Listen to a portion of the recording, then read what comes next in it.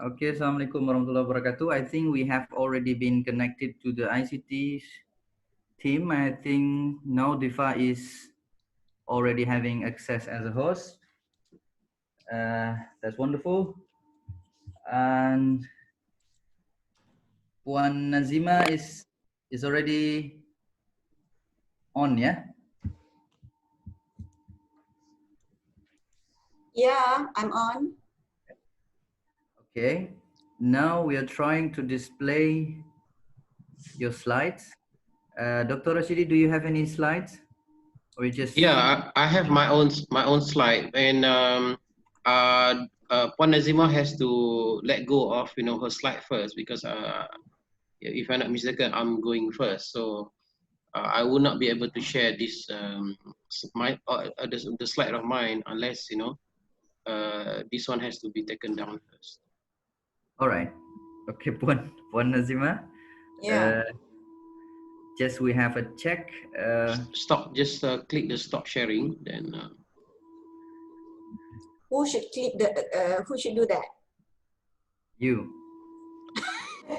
Okay. That's why I'm not very familiar with Zoom. Forgive me, everyone. You know, we are so used to Google Meet, so there are certain features which is a bit new to us.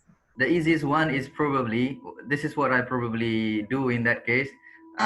Just leave for a moment and get back, and then in between, I think Dr.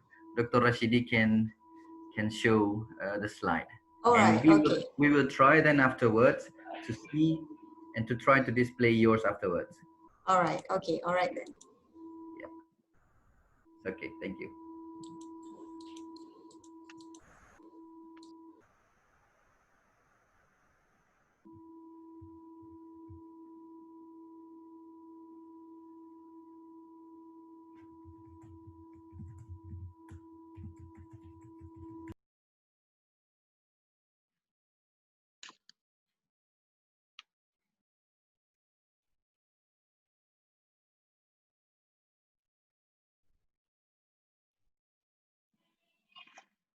Huh?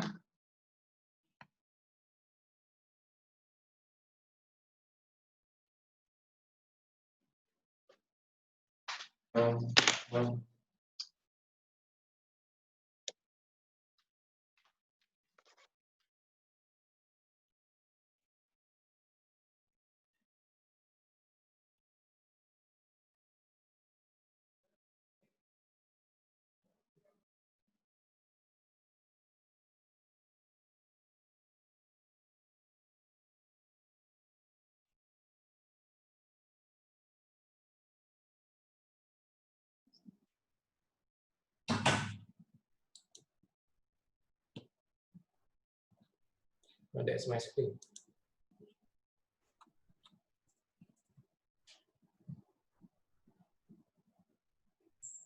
Okay, Dr. Rashidi, can we try to show your slide? I think Dr. Puan Nazima is already connected again.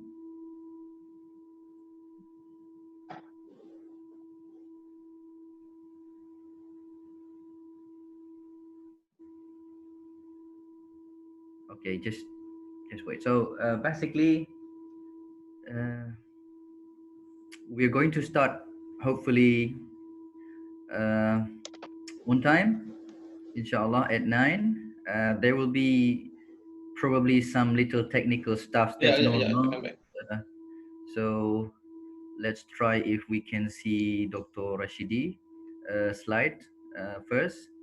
We will officially start, and it will take, up to you, it's free. We have time up to 12 and even 12:30 if it should be like that.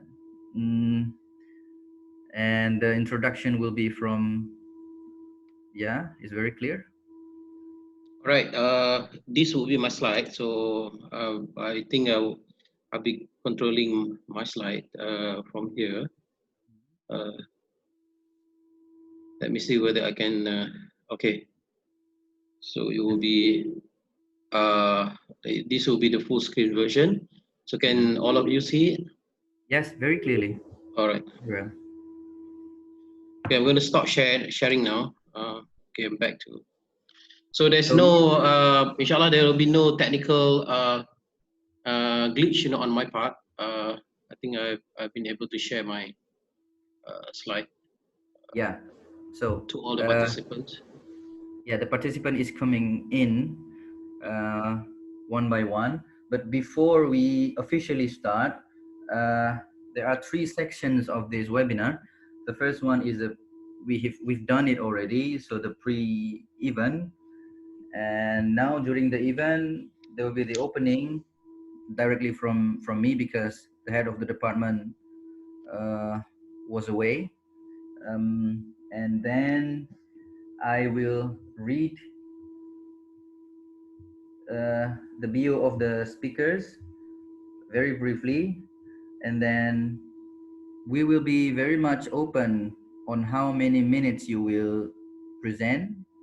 I know that the time is slightly different from the first to the next speaker. I don't know, Dr. Rashidi, how long can you probably provide? For us, it's not a problem. I'm estimating myself around 20 minutes, of the presentation. Yeah. I think the rest, I'll pass the baton to Nazima. Okay. What a great collaboration. Okay. I think I more or less will be that length as well. Yeah, I think hopefully we can spend the rest of the time for discussion. This is something that we are we are looking forward to. Yeah, right. All right. Just At the the moment, I think we have less than it's about 20 participants, and the participants are actually including the three of us, right? Yeah, if you look at the list. Yeah. And you are expecting around 140 participants, I believe. So I get it from Diva. I suppose people will come in later. People will come in later. Yeah. So yeah, probably it's still early there in Indonesia. It's already 10, here in Malaysia. Yeah. Yeah. How's the weather like? By the time we start, I think people are coming in and in. Yeah. And hopefully, that should be all right. Exactly as. But yeah, that should be all right. Let us concentrate on what we do here. So I think we can start. I've just posted the webinar rundown. It's a bit, different. So the first speaker here, it's written for Nazima, but it's not. It's the other way around. So sorry about that. But basically, that's the way we are going to run the webinar. So it's already streaming on YouTube now. So by saying Bismillahirrahmanirrahim, Assalamualaikum warahmatullahi wabarakatuh. Alhamdulillah, all praises are due to Allah, Lord of the universe, who has given us the opportunity to share our knowledge, to exchange experience and knowledge in this wonderful moment through the webinar series from the English Language Education Department, Ar-Raniry State Islamic University, Banda Aceh. Salawat and salam, peace and salutation to our holy Prophet Muhammad sallallahu alaihi wasallam, who's given us the chance to move on from the darkness to the lightness. Allow me to introduce myself. I'm Saiful Akmal from Department of English Language Education, acting as a moderator for this webinar. Welcome everyone, and I would like to specially express my thanks and gratitude for the availability of our wonderful speakers for today. First, welcome Associate Professor Dr. Mohamad Rashidi Pakri. Assalamualaikum, Dr. Rashidi. Waalaikumsalam warahmatullahi wabarakatuh. Thank you for having us now, and we would like to also welcome Puan Nazima Versay Kudus. How are you? Alhamdulillah, thank you. Looks very bright over there with beautiful background of books. Right, I'm okay. in my library. Yeah, we're going to have a serious but relaxed discussion. So basically, we will be having time to 12:30, but we plan to have around 12:15 or something. But before we start, um, this webinar is linked to the YouTube streaming. So for those who are not able to access from this Zoom meeting room, they can also have access. Probably some of them have missed the deadline for registrations. But all in all, I would also like to welcome all participants who will be attending the webinar for today's. So on behalf of the Department of English Language Education, our head of the department is not here at this moment. He is away for a duty outside the town. Um, the webinar series number 1 from Department of English Language Education, entitled Text and Discourses, is hereby officially open. Right, the next part, allow us to introduce our first speaker. Uh, the first speaker is, just a moment, is Associate Professor Dr. Rashidi Pakri. For those who follow us at the English Language Education Department, I think we've met once. I think 1.5 years ago here in Banda Aceh. I think Yes. we've met in the Stadium General for Literature classes. It was wonderful, and Dr. Rashidi also uh, gave away some books, yeah, that he published. Dr. Mohamad Rashidi Pakri, BA, is associate professor and earned the BA from University of Wisconsin, Milwaukee, USA. And he holds an MA from University Sains Malaysia and PhD from University of Malaya.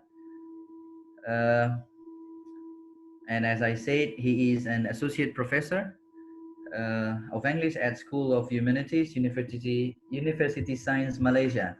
His major interest is on colonial history and literature. So we'll see, maybe in brief or in highlight, that he will be more or less talking about literature as part of text and discourses as well. And among his publications are the Imperialist Agenda in Hugh Clifford's Early Fiction, in Journal of the Malaysian branch of the Royal Asiatic Society, and From Alien into Colonial Space. This is very intriguing title, and Imperialist Adventure in Clifford Science in the Beginning. Published by Cambridge Scholars Publishing, and also Treasure from the Colonial Past, the reading of Sir Frank Swettenham's short stories. A Silhouette and a Mezzotint by Cambridge Scholars Publishing in 2008. An Imperial or a Legacy in British Malaya in Journal of the Malaysian branch of Royal Asiatic Society volume. What else here? We have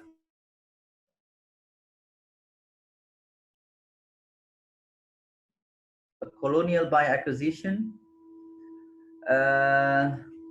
Ambivalent Subjectivity in Agnes Kate's Land Below the Wind. Very interesting, from Taylor and Francis. And of course with Professor Ant Graf. I think I was there in Frankfurt. Yes. We met Definitely. once while you're making this book, Fiction and Faction in Malay World, and Nurul Farhana, Lo Abdullah, and Mohamad Rashidi Pakri as the editors. And some other works, which is quite a lot. I cannot mention one by one. Is very distinguished scholars in the field. So I think I would stop there and let Associate Professor Dr. Mohamad Rashidi Pakri start our webinar entitled Text and Discourse. Please, time is yours. All right. Assalamualaikum warahmatullahi wabarakatuh. To Dr. Saiful, my fellow panelists, and also all the participants of today's webinar. First of all, I would like to thank your department, for kindly inviting me and also Puan Nazima to this webinar. On my part, of course, I will try my best, to share some of the informations, relating to voices and textual analysis. That will be my basically the working title of my presentation today. Okay. All right, I'm going to share my screen right now, and I hope if there is any technical problems that we encounter along the way, please let me know as soon as possible using the chat room. Okay, because at this point in time, by the time that I start my conversation online, I will not be able to see what is actually going on in terms of the technical aspect of that. All right. Okay. All right. Let me start. By quoting one what do you call it? One ayah from the surah from the Al-Quran. Iqra bismi rabbikal ladzi khalaq, which I think is being translated into English as read in the name of your Lord, who has actually created all that exists. So in relation to that particular quote from the ayah in the Quran, I think I would like to actually contextualize, with my topic today, which is voices and issues in textual analysis, because what actually Allah or God has actually revealed to us, in this particular ayah, is the fact that each and every human being has always been encouraged, to read any textual representation or involved in the form of reading, and what lies behind all this particular textual representation is basically the voice of God, which is in the case of the Quran. And when we talk about any other type of text, for example, in my field, for example, it will be novels, or short stories, or any form of prose, So what lies, behind those textual representation? I use the word textual representation because it definitely carries, or represent the voice of either the author themselves, or the representation of the opinion of the authors themselves, who basically turn all the events and also the characters into the fictional form, and start sharing their voices, to the member of the public, regardless whether it is for the contemporary readers or the future readers, in this case, because in the case of our modern approach to literary text, we will always regard readers as the form of, or the term is called implied readers. So the text, for example, written in the Victorian era, I'll give you one simple example. Wuthering Heights, for example, was actually written, by the authors, whom probably did not even think that the text will the novel will eventually survive, and are being read, by all of the present readers, for example.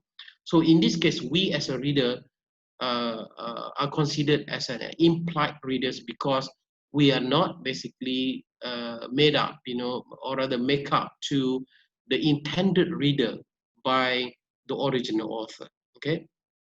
So in this is and what goes with this what's it called, the textual presentation of that novel, for example, is the fact that the voices of the characters and as well as the representation of the voices of the author in this case are becoming something which is very important in our uh, uh, area of studies, which is literature.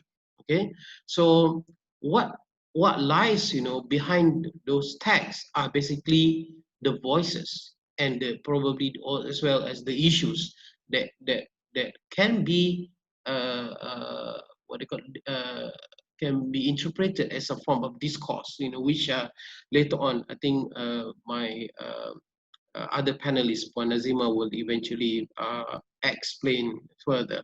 But at the moment, let me go back, to the whole issue about voices and issues, because these are basically very much theoretical in nature.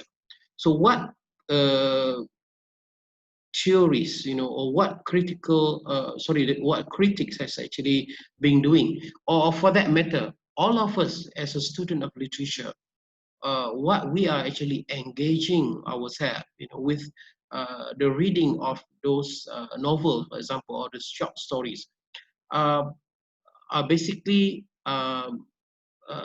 not basically not we are not actually doing the reading, the so-called in a very innocent manner anymore, especially in today's world where the I suppose the field of literature has actually extend to the point where we have to basically make use of a certain theory in order to unearth, the voices and the issues that lies within those texts that we are reading.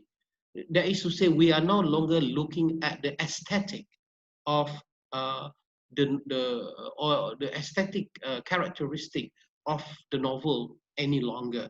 Okay, in today's world, we are basically equip ourselves, with so many theories, which I will explain, in a bit. And one of it, of course, is my area of research and writing is mostly on post-colonial theory. And whenever we, read any novel that has to do with a certain form of oppression, especially on the native characters, then the post-colonial theory would become very handy. And by using the post-colonial theory, that is to say, we are going to focus on the native or the colonized voice, whether the native voice is actually being heard or is being muted. Okay, we would be able to make sure that their voices are discernible, to us as a modern reader. Okay, we are not looking at no longer looking at the characters development or whatnot, even though those aspects of literary devices are still very important. But we are going beyond, looking at the fractal, what they call it, the diagram, where we are actually looking at the development and also the fall, of the plot, in the story. That becoming, I think that has become secondary to our analysis, in today's literary theory. We are looking at the voices basically, and what are the issues that are relevant, into our today's life in this case. To make it, I suppose, to move on to another aspect, which I think is also interesting, is the feminist theory, because I suppose, beginning in earlier 20th century, where the women's right movement or the suffrage movement started, then the feminist theory becomes very relevant in order for us to basically find out, what are actually the voices, or share with our reader the voices, and the issues behind the writing of whether it's a female or a male author. It doesn't really matter. But in this case, our focus is to look at whether the female characters, in those stories are actually having, her voices or their voices in the story or not.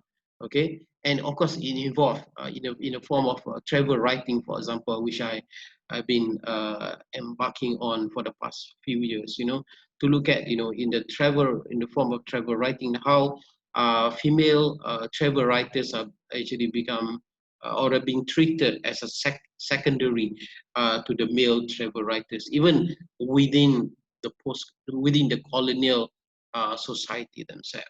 And we, of course, in a much modern era, into this world, we are also looking at, the whole idea about identity, subjectivity, and also whether the woman character has been given a certain power to decide on the course of her action or their actions in the novel, which is, in this case, we would like to see whether the female character has been given a certain level of agency, in the character development, of the novel. And most interestingly, I think the one that I've also been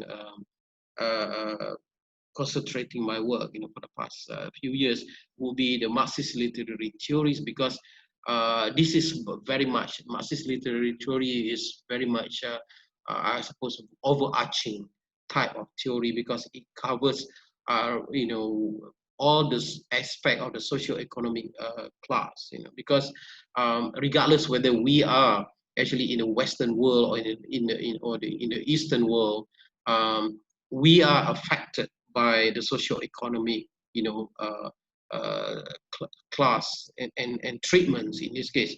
And perhaps we also belong to a certain institution, and how we are actually struggling, how the characters in the novel, for example, struggle against the economic, the socio-economic, class, that are present in the background of any particular novel or short story that you are reading. So if you are actually make use of Marxist literary theory, then you will be looking at, basically a form of economic oppression or socio-economic oppression by the characters, in those novels. And of course, the last one, and I think Dr. Saiful is probably very familiar with, would be the psychoanalysis theory, where one would be able to look at the voice of the oppressed individual in every character.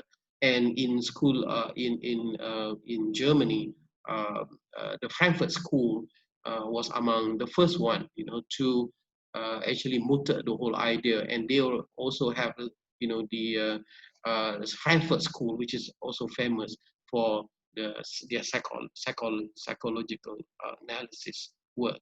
Okay. All right, that would be basically just maybe one part of the theoretical, the voices and textual analysis in relations to the theoretical aspect of that. But in the what is also relevant, in our case, as the lecturer or the teachers of the English language and literature in this case, is basically to come up, with the text, because what we are supposed to teach. And what is also relevant over here, it also depends on the policy of each country, because the Ministry of Education for each country would eventually develop and come up with a certain literary books, to be read by their students, whether at the, especially at the secondary level, in our respective countries. So if we choose, say, a wrong text, the text that has, or rather contains less of, element from the first slide over here, whether it lacks, let's say, any characteristic that we can use post-colonial theory to actually look at the issue as the voices, in the text, or the feminist theory or Marxist theory for that matter. If, let's say, those texts, has less issues to be discussed using whether any of those, or the combination of all the four major theories which I mentioned in the previous slide, then it will be rather difficult, for us, the teacher, to actually teach those novels or short stories for that matter. Okay, and what again, the issue here, doesn't necessarily affect, the, what they call it, the university level, but at the national level, the secondary, or perhaps for that matter even the primary level, the choices of text selections in this case, it basically depends very much on the objective that each government would like to achieve, the goal of the introduction of literary text, for example, to the student. It varies, of course. It has to follow a certain level of difficulties. Of course, we should not impose, for example, the post-colonial theory, when it comes to primary school student. But to the more mature student, for example, if they are already in, let's say, I'm not sure in Indonesia, in Malaysia, probably when they are in Form 4 or Form 5, then, or for that matter, even in Form 6, they will be able to understand, or we can, as a teacher, as teachers, we can introduce some of the, what do you call it, the theories, in order for them to understand the text. And of course, at the same time, they will be able to elicit, as many voices and issues as possible from those texts. Okay, then it comes to again to another issues. For example, whether we are talking about, in terms of the terminology, are we talking about English literature, or are we going to talk about the literature in English? Because these are two, very important areas of studies, and there used to be a misconception for all this while. We always, privilege, the Western canonical work, which I'm moving, immediately to my next point. English literature definitely has, the direct usage of the canonical work that belongs to the Western world. And literature in English probably have to include the non-canonical text, but English has become, such a important language, globally, to the point where we would not be able, or rather we should not put aside, all the literature that is written in English, even though they do not basically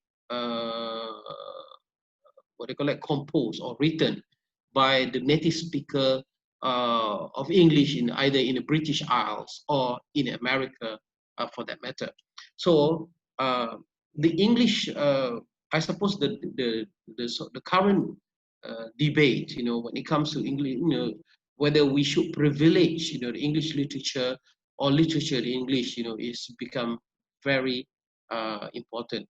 I'm basically promoting, and I think most critics, even from we're talking from the Western world, are also promoting literature in English, as a subject, more interesting subject, because English literature can be just the part, basically just one part of literature in English.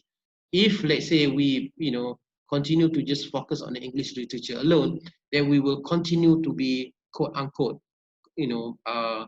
colonized by the Western power in terms of our literary, what they call it, knowledge in this case. So I would prefer literature in English rather than, English literature in this case, because if you look at all the Booker's Prize winner, if you look at, even some of the Nobel Prize in literature, they are no longer restricted, to the people who are actually native speaker of English, from these two continents.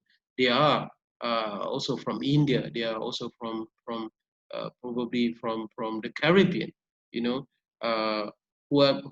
are no longer, associate themselves, with, in this case, with the British Isles or America in this case. Okay, all right. I shall move on to when we talk about Englishes over here, because there are many type of Englishes. We have, Singaporean English, Malaysian English. I'm not sure about Indonesian English, but we have different Englishes. Whether we are talking about the medium of the subject, or we're talking about the variety of English that has been spoken all over the world. For that matter, if you are going to privilege the Queen English, the so-called Queen English, one may also wonder, how many percent of the world population speak the Queen English. Probably less than 1%. I'm not sure whether the Queen herself speaks, the proper English first place. All right. Well, that's a joke. The next one is, whether it is basically considered as the main sub-object of study. Okay. If we are talking about English as the, let's say, different way of expression, from different part of the world, or the borrowing of different part of the the words into English, that will also be a very interesting part of the the learning of the world Englishes, for that matter.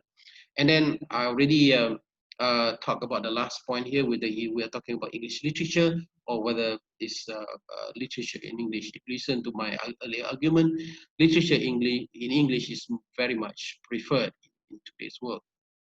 Okay. Again, I will skip because I already promised myself, that my presentation will last to about 20 minutes. So I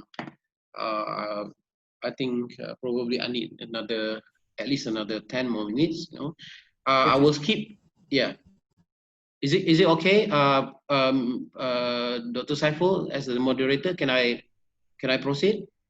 Yes, please. We have plenty of time.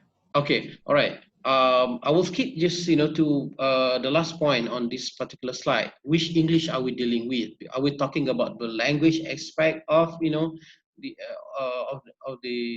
English subject? Are we talking about the literature, or are we talking about their culture?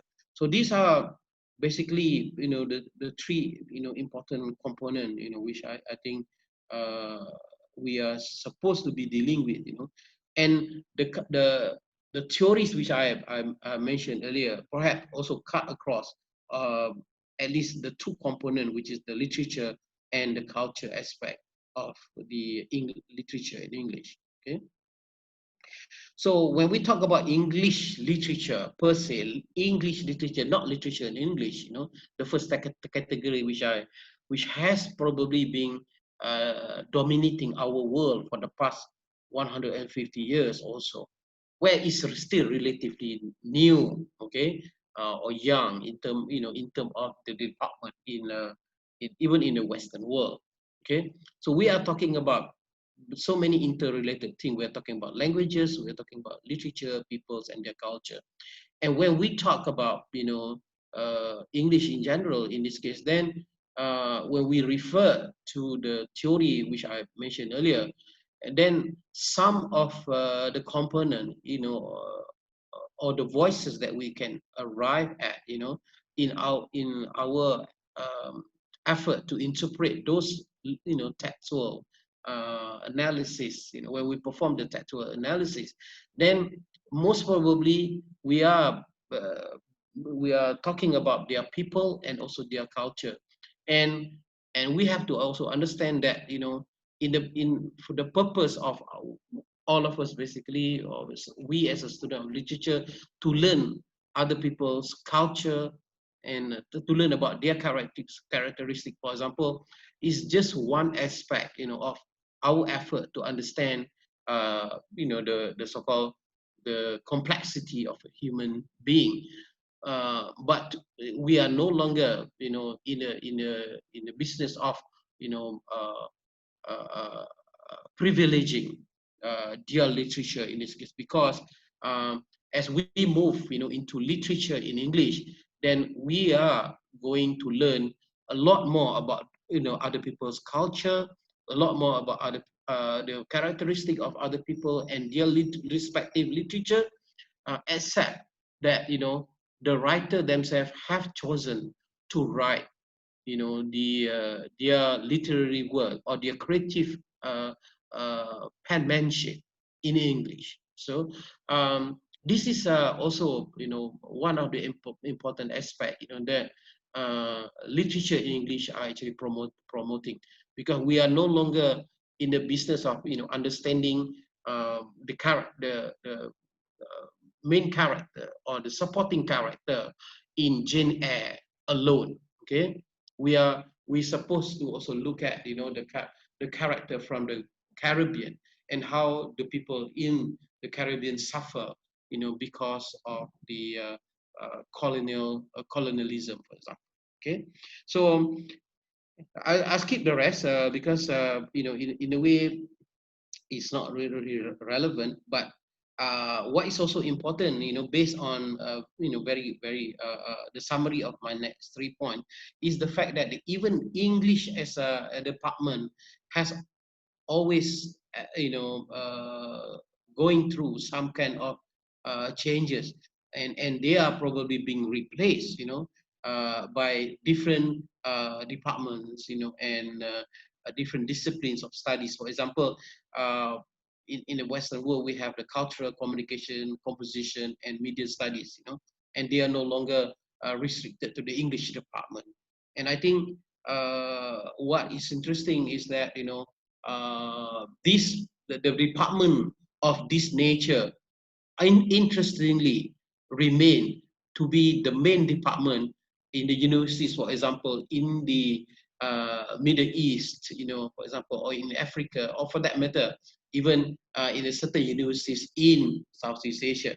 But what is so interesting, as I mentioned to you earlier, the movement, the change, you know, has actually happened very drastically in universities in the Western world.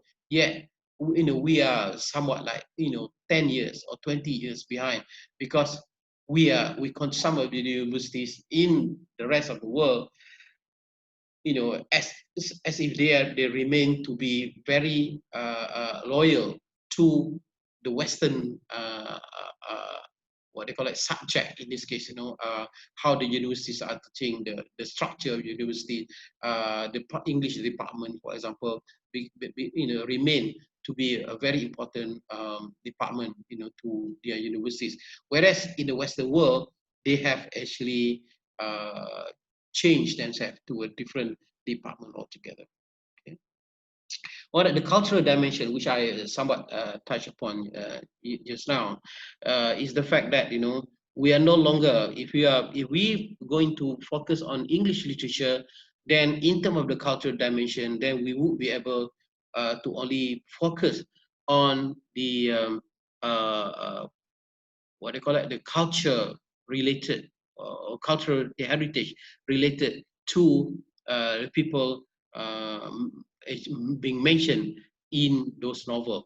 You know, it will be very difficult, you know, as if in this case, you know, if let's say in the post-colonial studies, you know, we always have this binary opposition where, you know, we promote, for example, the whole idea of, you know, Western countries being the more civilized, more educated, and the Eastern countries, you know, considered as less civilized, you know, and less educated. But if we are going to promote, just English literature, then we suffer from this whole idea of, giving the privilege, just to the Western text in this case, which I think is not really fair, as I argued earlier. Okay, so partly because we cannot basically assume that we will be able to understand many other culture just simply by understanding the characters, or the cultures that we can understand from the reading and the analysis of any Western novels in this case. So because I suppose the way that we understand or interpret certain actions or the motive for the character, being someone, if the character, let's say, is from the Southeast Asia, it will be very different from the way that we would understand the motive behind the actions of the native character from the British Isle, for example. Okay, so in this case, we will have, I think the study of the literature in English would give us the ability to know a lot more, or different kinds of personal, social, and historical experience.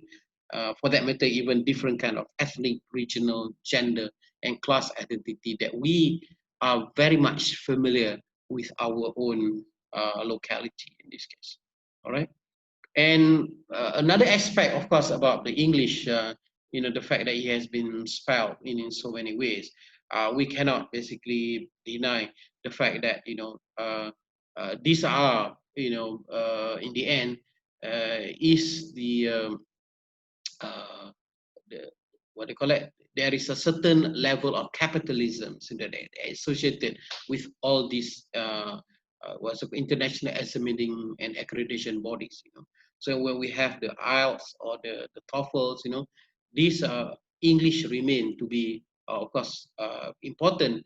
But at the same time, we should not deny the fact that English is, or rather English remain as a very important language. But that the moment that we privilege something, there are people who actually wish to make more money, and that is the reason why all these testing bodies, accreditation bodies, are actually making billions out of this opportunity that they have. Okay, in terms of the teaching literature, I somewhat mentioned earlier that this is probably just reiterate what I have actually mentioned earlier. But one aspect that is important over here is that as we read the literature, whether literature in English or English literature, our major aims, is to actually assist the development of competence in the language, which is in this case the English language. So the intention is actually to teach language, not literature, because if we are talking about, and the text must be used in the context, for exemplification and discussion of linguistic items. And I think Puan Nazima will be able to elaborate on this later. Okay, and if we are going to teach culture, one is just to teach language, and in order to enhance our competency level. The second one, this is the part where we have to be very careful, as I mentioned earlier.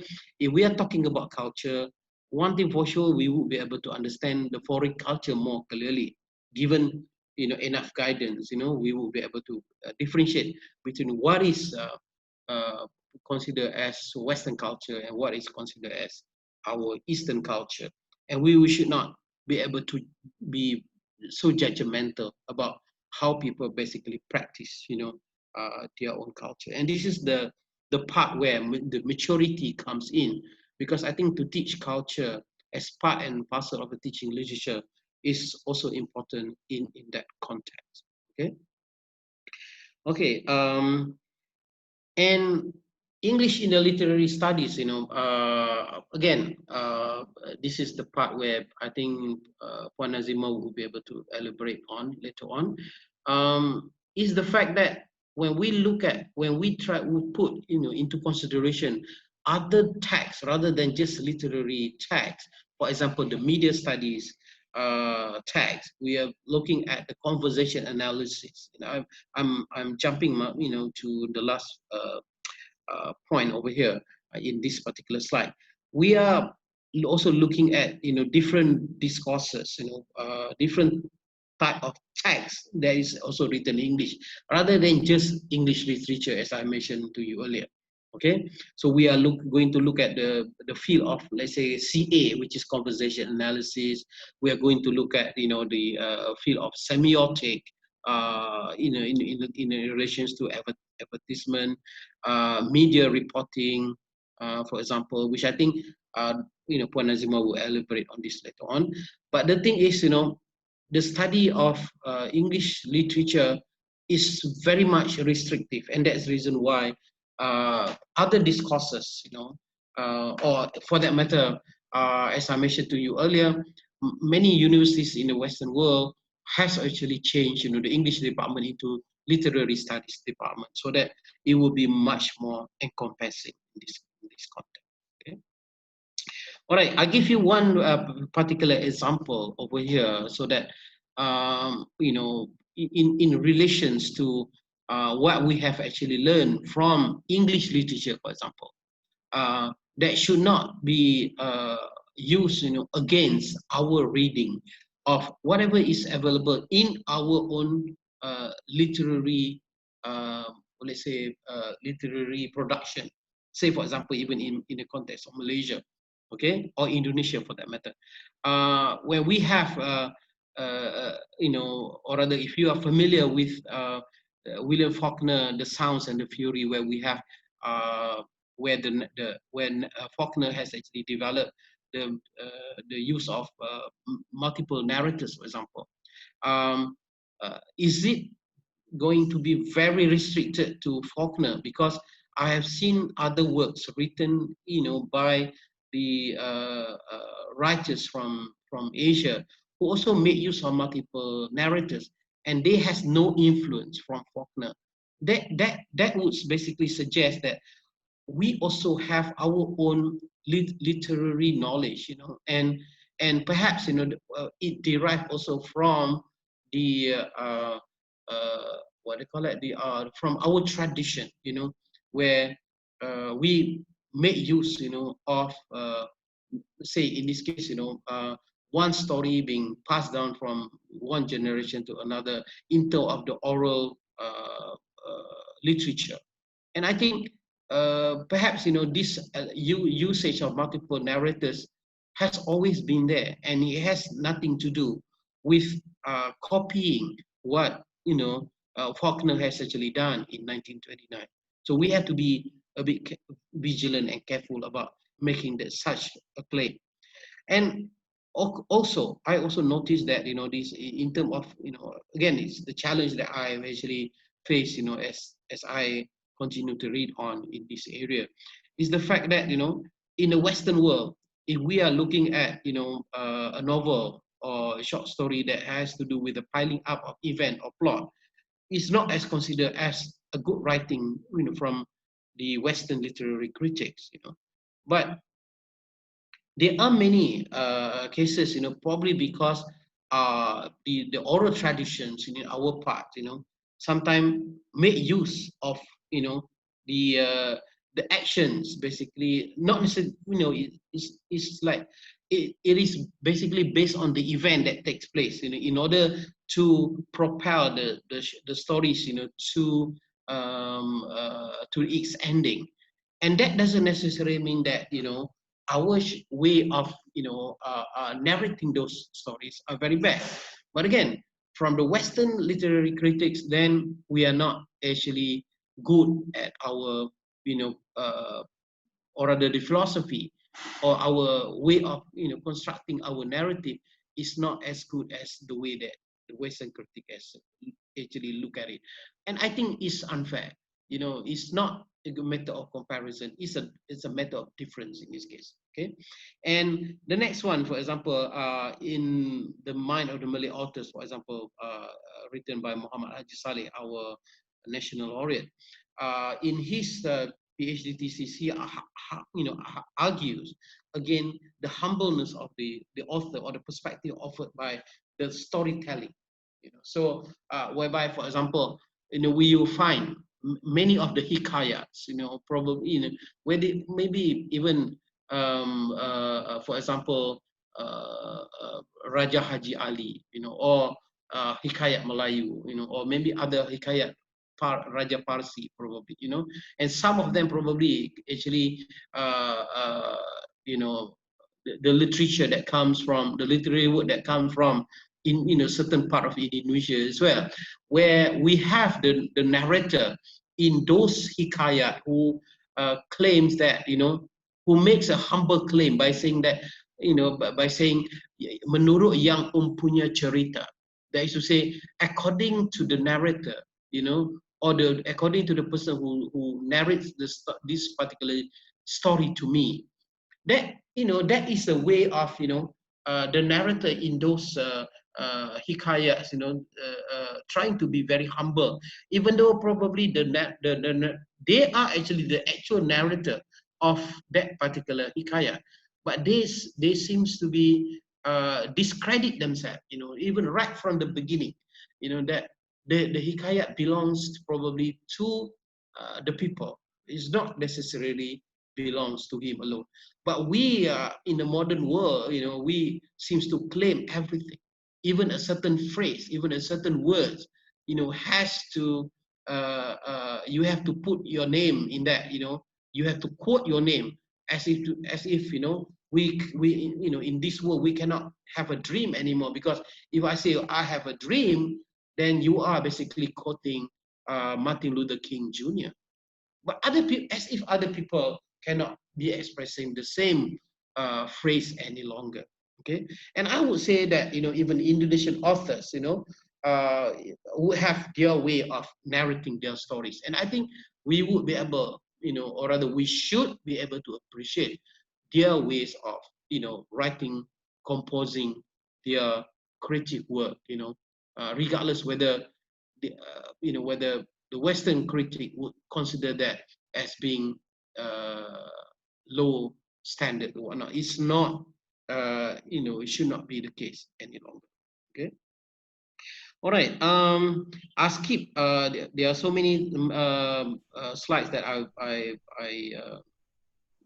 Sorry to interrupt. Yeah. I think 5 more minutes. Is that okay? Yes.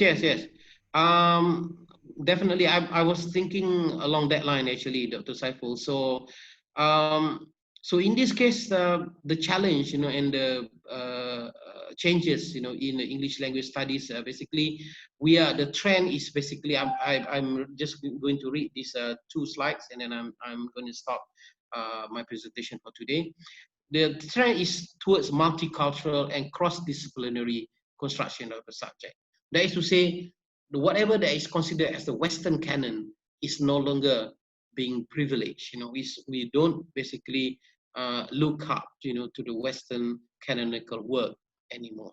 Okay, so of course they come with that kind of challenge. Whether is there any form of national what do you call it, product, literary production in Indonesia or in Malaysia or in China, whether they have their own body of literature that can be what they call it, considered as their national literature in this context. So we need to formulate that, for each particular country. So second one, important of context, are we looking at the history into the literary context? So are we supposed to read literature and combine that with the history behind it? And that is also one aspect, because in a certain let's say field of study, for example stylistic, one may not be able or to justify or make use of the historical context of the author, you know, as the starting point of one abilities to actually analyze the literary text. Okay. All right. I think I'll stop here, and I think I will basically let Puan Nazima to expand from here, because she will be talking about the discourses that involve say conversation analysis, advertising, and whatnot. So I think as far I think I have covered enough ground as far as to basically justify and create awareness as to how we should approach any literary text. If we choose to read them in our classroom, we have to be very careful, because there are certain, for example, the colonial ideas, or colonial, the so-called the colonial mentality, that is very difficult to be discernible, from an innocent eyes of reading those literary texts. So by having what they call it, a certain understanding of the post-colonial theory, one would be able to read and try to be and try to elicit more less than so-called innocent approach to understanding the literary text in this case. Okay, I'll stop here, and I hope I will be able to answer some of the questions that will come later on from the members of the audience, during our third section of today's webinar. All right. Thank you very much. Sorry, Dr. Saiful, for taking such a long time. I think it's more than 20 minutes, I promised earlier, but I hope I tried to get my point across. And I hope the participants of this webinar will be able to profit from my short presentation just now. Thank you very much. Assalamualaikum warahmatullahi wabarakatuh. Waalaikumsalam warahmatullahi wabarakatuh. Thanks very much. Wow, that's wonderful. I think we need more than one webinar to put all the point across regarding the very interesting topic. Thanks once again, Dr. Rashidi.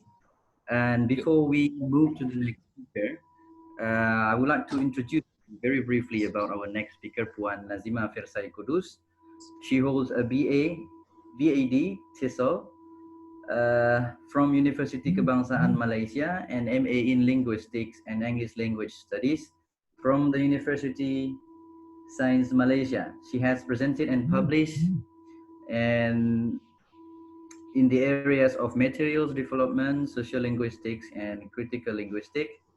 A recent book is Public Speaking Made Easy by Person in 2011. And Puan Nazima will talk about roughly the same topic with a different twist, while I'm going to guide with some introductory questions for the next topic. Maybe Puan Nazima will talk more about what is text, what type of text, for example, what is discourse, what type of discourse, what are the features, and how do we make meaning, we make sense of the discourse, because sometimes, people are being so afraid of talking about discourse because they thought discourse is only a talk and text with no actions, for example, and maybe some daily examples of how we can get knowledge and meaning from our everyday life. So Puan Nazima will have some time to share the knowledge about that. But before that, we just want to make sure that the slide, Ms. Diva, can you please display the slides from Puan Nazima? Right. Okay, wonderful. And before we continue to the next presentation by Puan Nazima, we would like to remind you first, for all participants who have just joining us, please fill the form of attendance, because we've received around 140 or 150 participants registrations, but for sure only those who are attending the Zoom meeting for today will be given the e-certificate. And second, we would like to also encourage you to ask questions after the session of presentation with some of the following ways. So first, you can also, if you see the icon of Q&A, question and answer section, down below on the left side of the Zoom screen, just next to the participants icon. You can also do from that, post the questions on that, and then you can also raise your hand. I see that Ibu Nazima has raised hands because the topic is very interesting, I suppose. And you can raise hand, but after the presentation from Puan Nazima. And also you can also text and post your questions on the webinar chat. Lastly, I would like to also remind you that what is next before that? Anything, Diva? I think that's all. Yeah. For your friends, for example, there are many friends of us asking about the Zoom ID and Zoom password. We are sorry that we cannot provide that, because once you register it to the Zoom webinar, then you'll be given the unique link, so your friends cannot have access to it. But don't worry, you can just, and Ms. Diva will post the YouTube streaming link, so don't worry, you can still stay with us. I think that's it. For not talking too many more minutes, time is yours for Nazima. Thank you so much, Dr. Saiful, for your kind words. Yeah, the book publication was not so recent. It was more than 10 years ago. You know, I was just informed that, you know, I need to send a bio. So what I did was simply to capture what I have written in one of my book chapters. Yeah.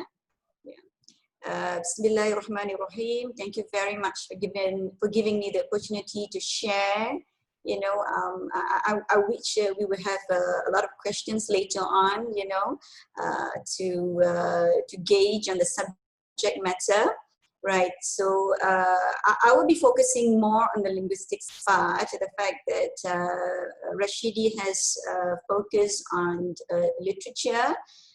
And I would like to show how, you know, literature, or rather linguistics, is actually a very accessible tool, a very easy and interesting tool that can be made use, you know, to study discourses. All right, so can we look at the outline, please, in slide 2?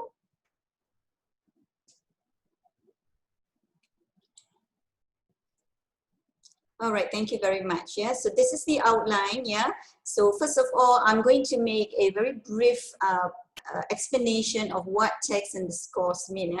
M.A.K. Halliday took one whole book to elaborate on this topic.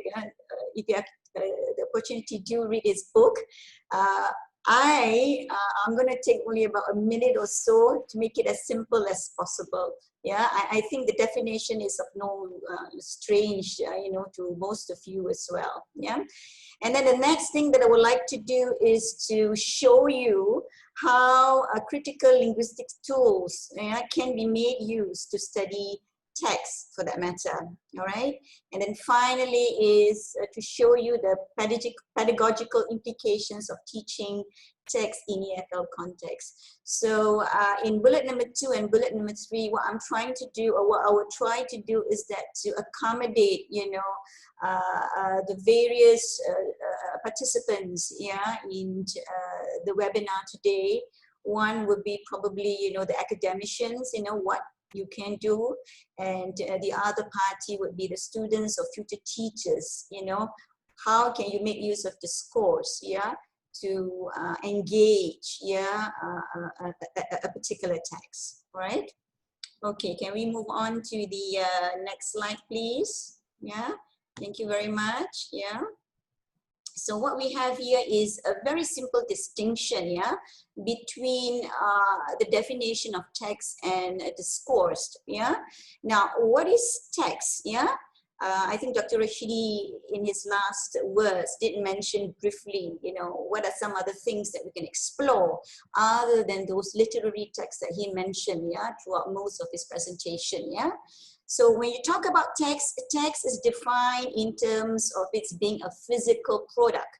So when you say a physical product, it could be a conversation, it could be stories, it could be speeches, newspaper reports, and etc.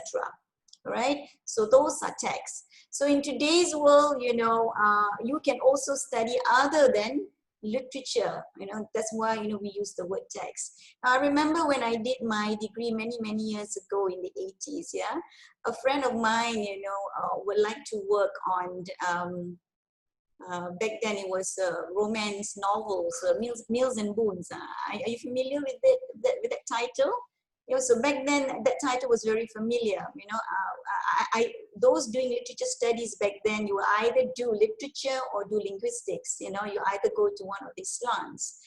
You know, and she mentioned to the supervisor that she would like to work on Mills and Boon stories, yeah, romance stories, and the rest of the class would be like, is that literature?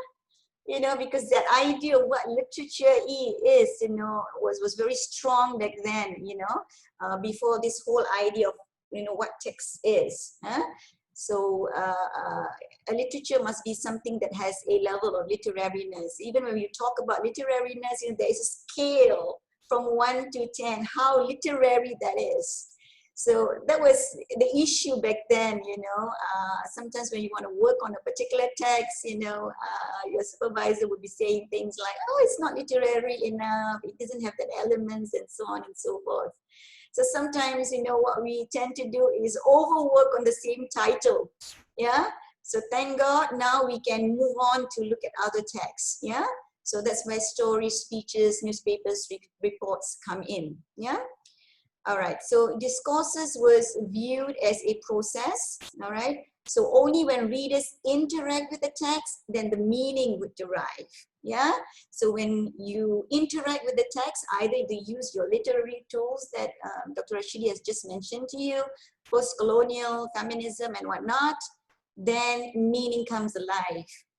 In my case, you know, I like to share with you the usage of linguistic tools. Yeah, because I find, you know, I am more comfortable, yeah, as a language speaker than in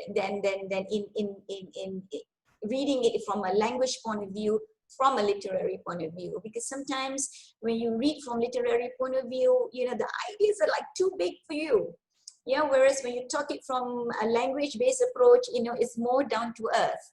Why is it more down to earth? Because we learn language, we learn grammar. So, you know, the understanding of it come almost instantaneously, right?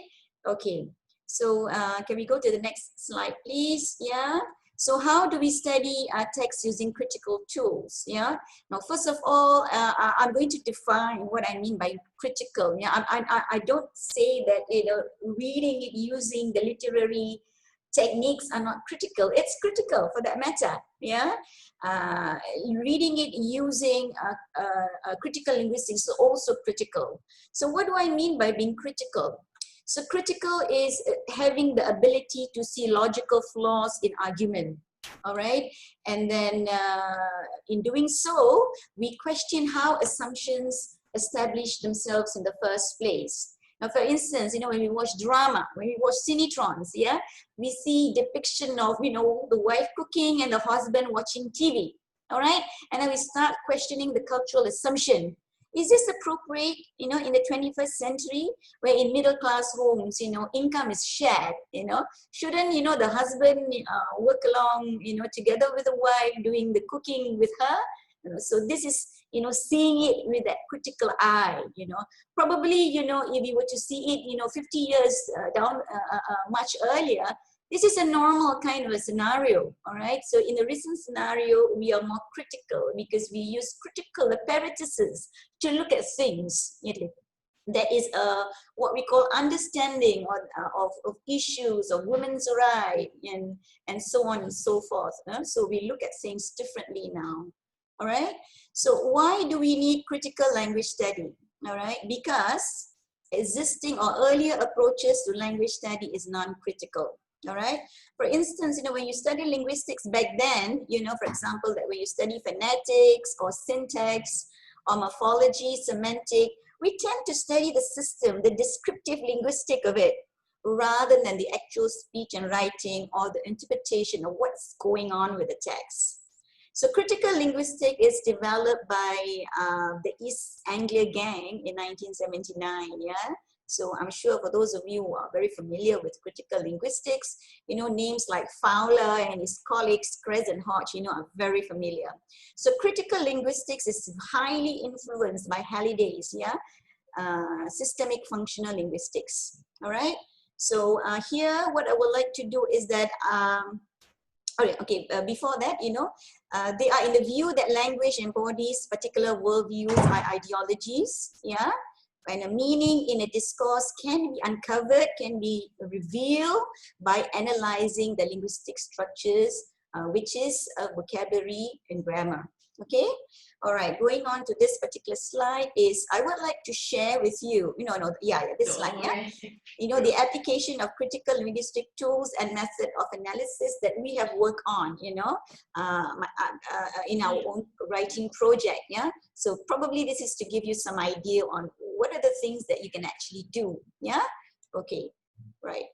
So, I would like to share some of our selected writing projects that analyze the discourse of different kinds of texts. Yeah. So here I'm going to share you texts of fairy tales, short stories, apology speech, commercials, private letters, advertisements, songs, and tweets. Yeah, using the critical linguistic method. All right. Okay. Right, let us go to the first research, yeah? This is something that me and my co-researcher, we did this in 2013, the stylistic patterns of Grimm's fairy tales, yeah? I'm sure all of us are quite familiar with Grimm fairy tales. Yeah? We grew up, reading or, listening to stories of Cinderella and Snow White and so on, yeah? So these are all text written, yeah, or literary text for that matter, children's literature written by Brothers Grimm, yeah. So the objective of the study is to analyze the lexis employed to represent the characters in 4 selected short stories from very common short stories, yeah, from Brother Grimm's fairy tales via the linguistic approach or stylistic approach, yeah. So as such, when we do this, yeah, the characters' attributes, which is their appearances, yeah, they are analyzed using modifiers in noun phrases and adjectival descriptions, yeah. So what I'm practically doing is I'm using those grammar tools. And when we learn English language, we'll have to learn the grammar. So I reuse the grammar to understand the text, all right? All right. Character speaking and action qualities are examined using the verbs and adverbial phrases. So basically what we did was that, we categorize all these, put them up in a form of a table, and try to look at, the frequency of occurrence of the usage of certain words, that cuts across, yeah, the text. One thing that you have to know, whenever we do critical linguistics or stylistic for that matter, is a combinative kind of what we call analysis, yeah, which we apply qualitative and also quantitative, Why quantitative?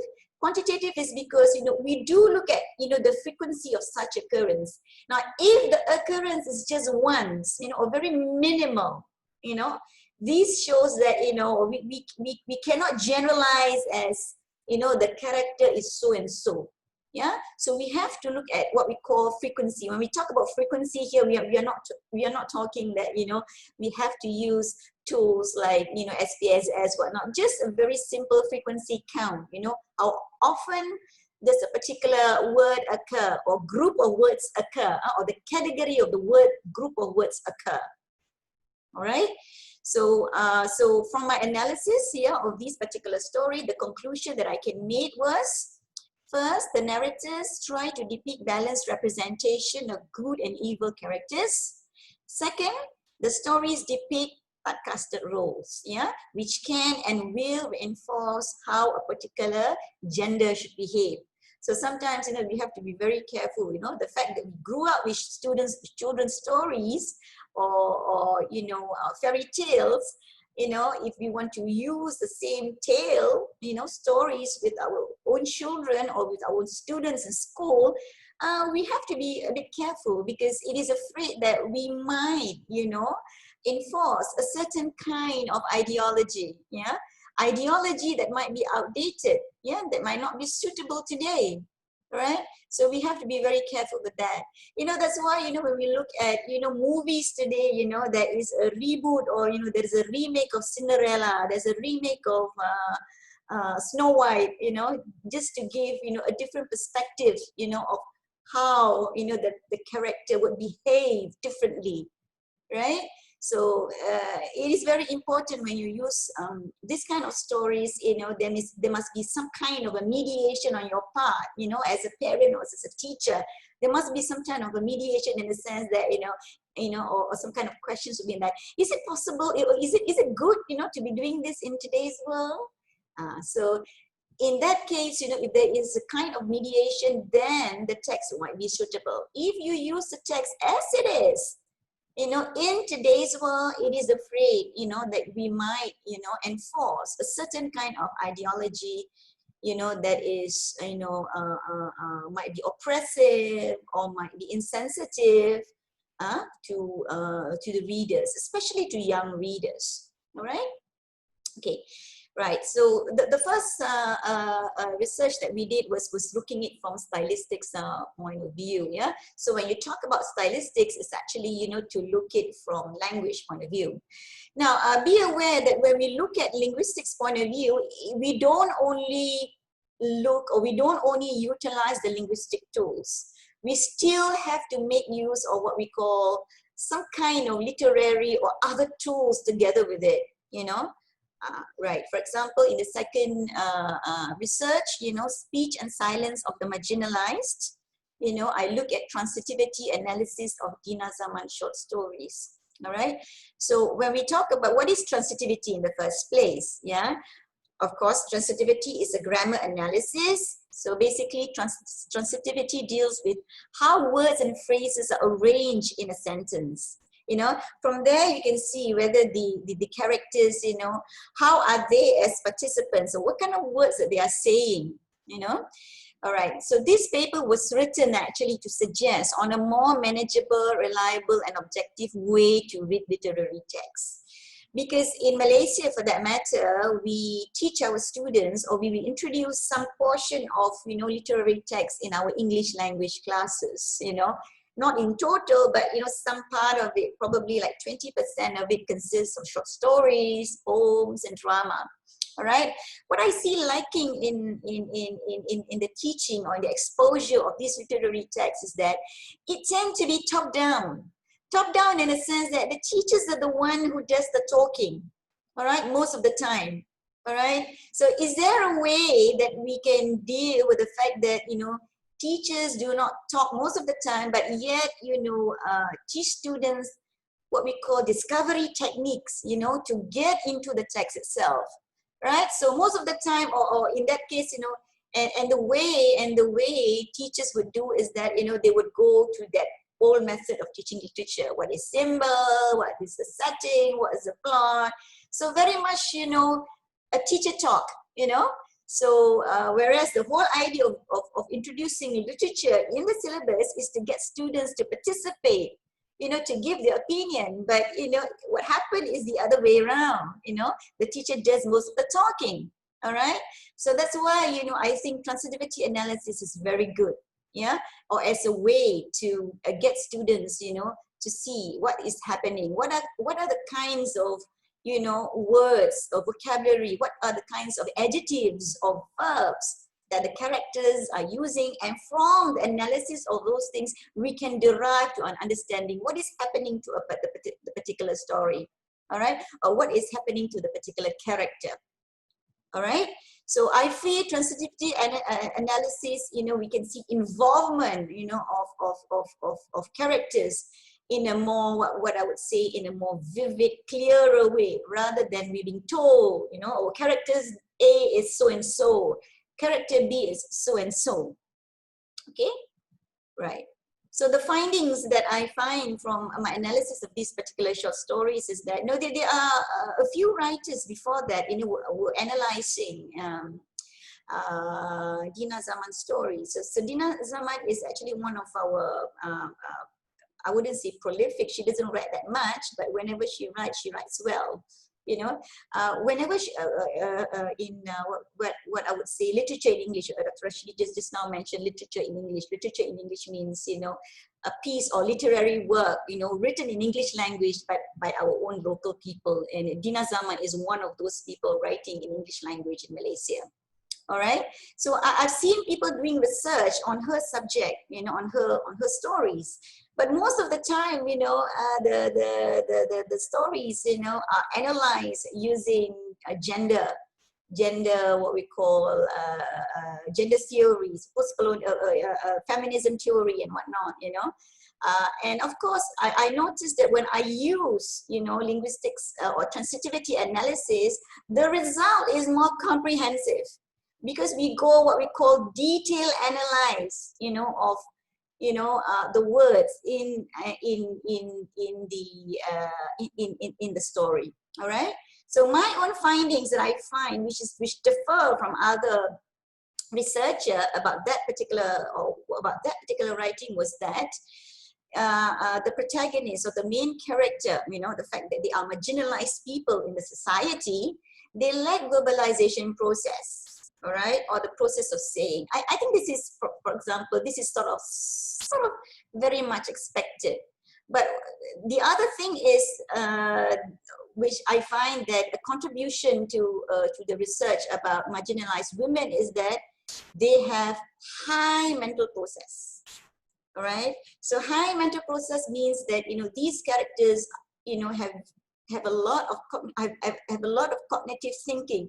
They do a lot of thinking. It doesn't mean when a person is quiet, a person is not saying, a person is just what I would say, he or she just accept whatever that is being said to her, and from that kind, or from her mental processes, we can actually see that if those mental processes were to be verbalized, this is one, what I say, very critical marginalized character. Only that they are not putting that in words, but they're putting it in their thinking.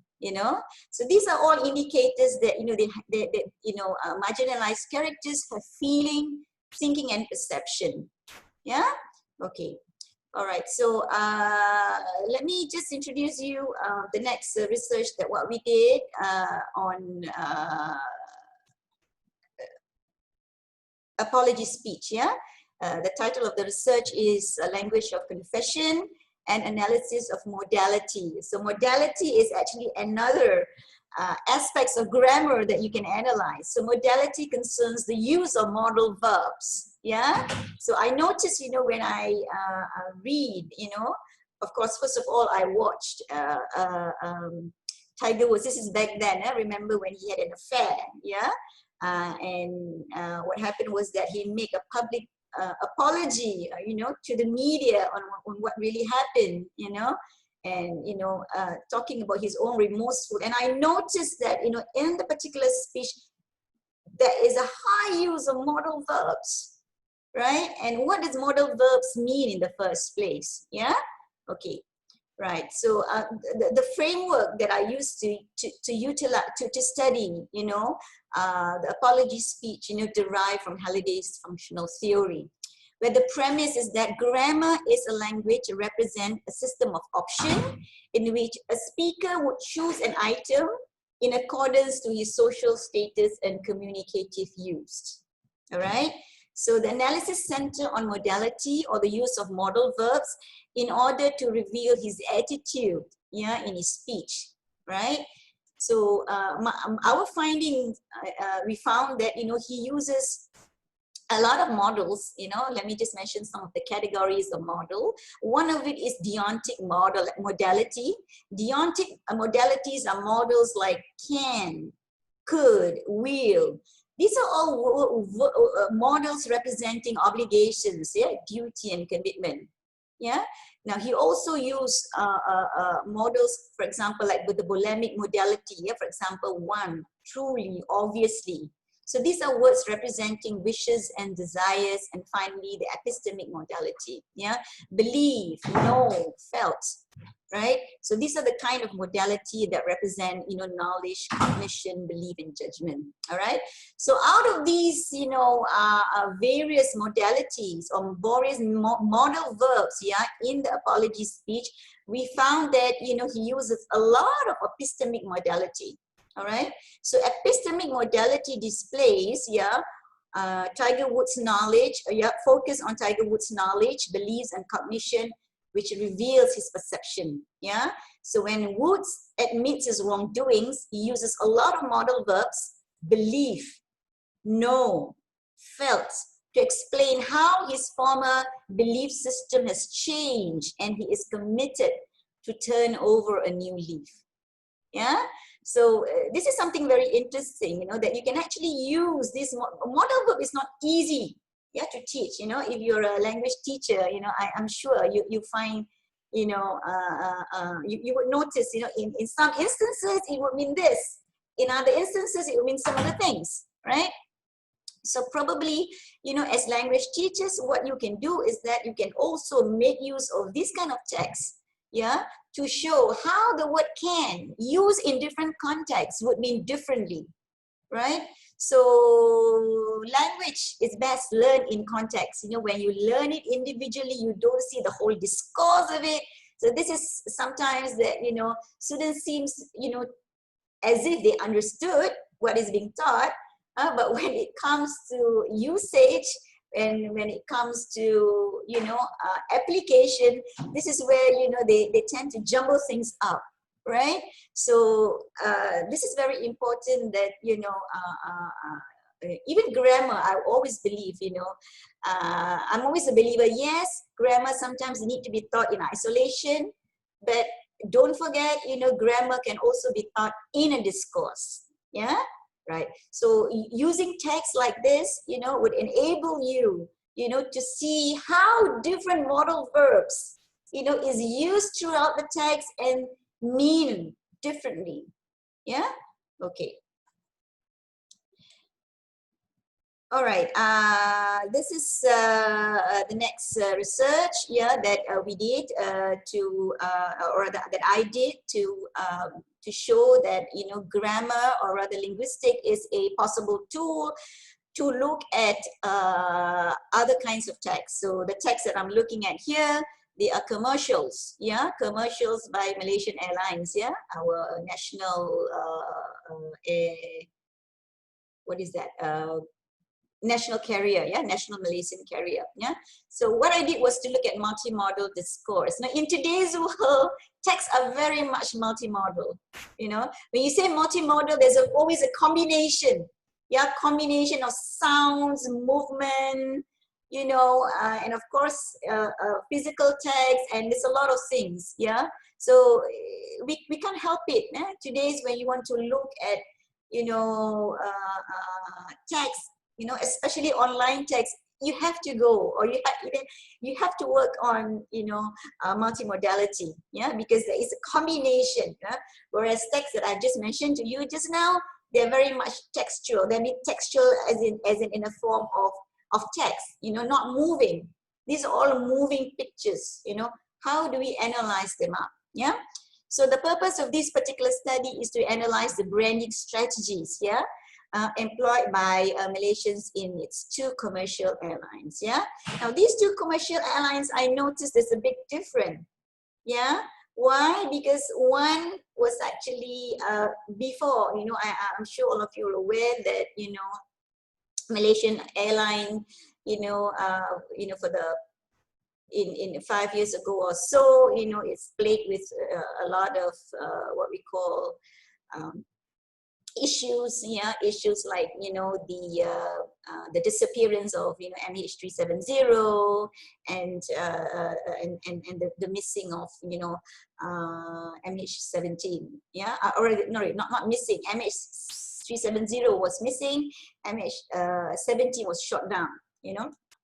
So what I notice is that, you know, these two texts, or these two media texts display very different media discourse, you know, because one is before these things happen and one is after these things happen. How do they view things? How do they brand up their strategy? You know, after all these problems, after all these issues, you know, how do they brand up their brand? So that, you know, it is a believable brand, yeah, so that it is a brand sought after like what it used to be, all right? So I see these two texts are very different in terms of its discourses, okay? So discourses such as commercials, yeah, are imbued with multimodal modes, yeah, like I mentioned just now, such as gestures, visual images, sound, both diegetic and non-diegetic, yeah? Therefore, I've made use of Chris and Ben Lewin, multimodal discourse analysis to analyze this commercials. Excuse me, I need some water.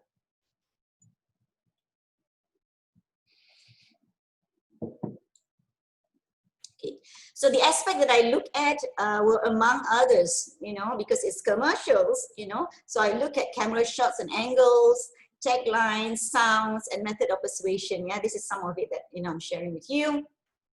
So Lundang, you know, Lundang to Newcastle, which was at post missing MH370, which is at the end of 2013, and the shutdown of MH17 later in April 2014, display a totally different branding strategies, right?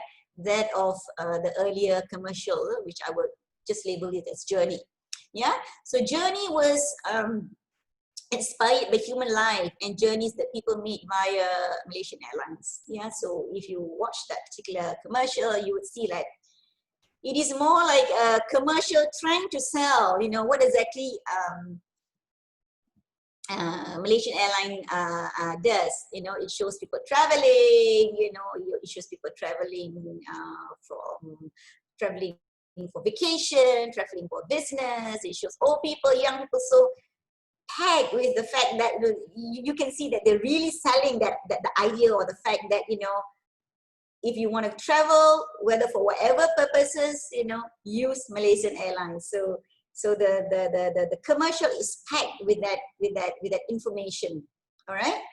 Okay. Whereas when you look at and of course, you know, because you really want to sell your idea practically to everybody. So there is an incorporation of young people, old people, people bringing big bags, small bags, you know, people travel overseas, people traveling domestically. There's always a kind of, you know, what we call movement, you know.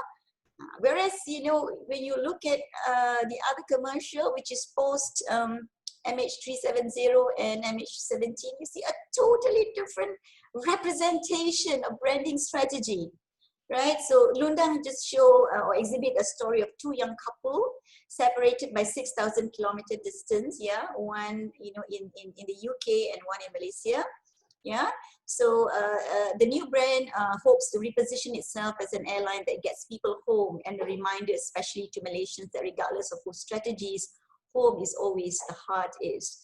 So the what we call the discourse, you know. Is totally different. Yeah, the discourse was actually trying to promote the fact that, you know, to promote, you know, the fact that we have to be loyal, you know, use our own flights, you know, via the story of these two couples. Yeah. Okay, can we move on to the next slide, please? Thank you. All right, so in this next slide was I look at, or rather we look at, yeah, we look at letter correspondence, yeah, letter correspondence. So I was very fortunate that, you know, I got to myself, or I was able to purchase letter correspondence of Tamil Indian immigrants, you know, when his properties are being auctioned. So I get a hold of these private letters.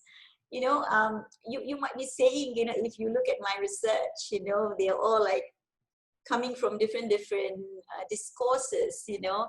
Why is that so? I must say that, you know, I'm always very interested and I'm always very excited to work on different discourses, you know. But whenever I look at those different discourses, there's always a personal attachment to it, a very little minute personal attachment. What do I mean personal attachment to it? You know, personal attachment in the sense that, you know, there's something small in me that is connected to what I'm doing.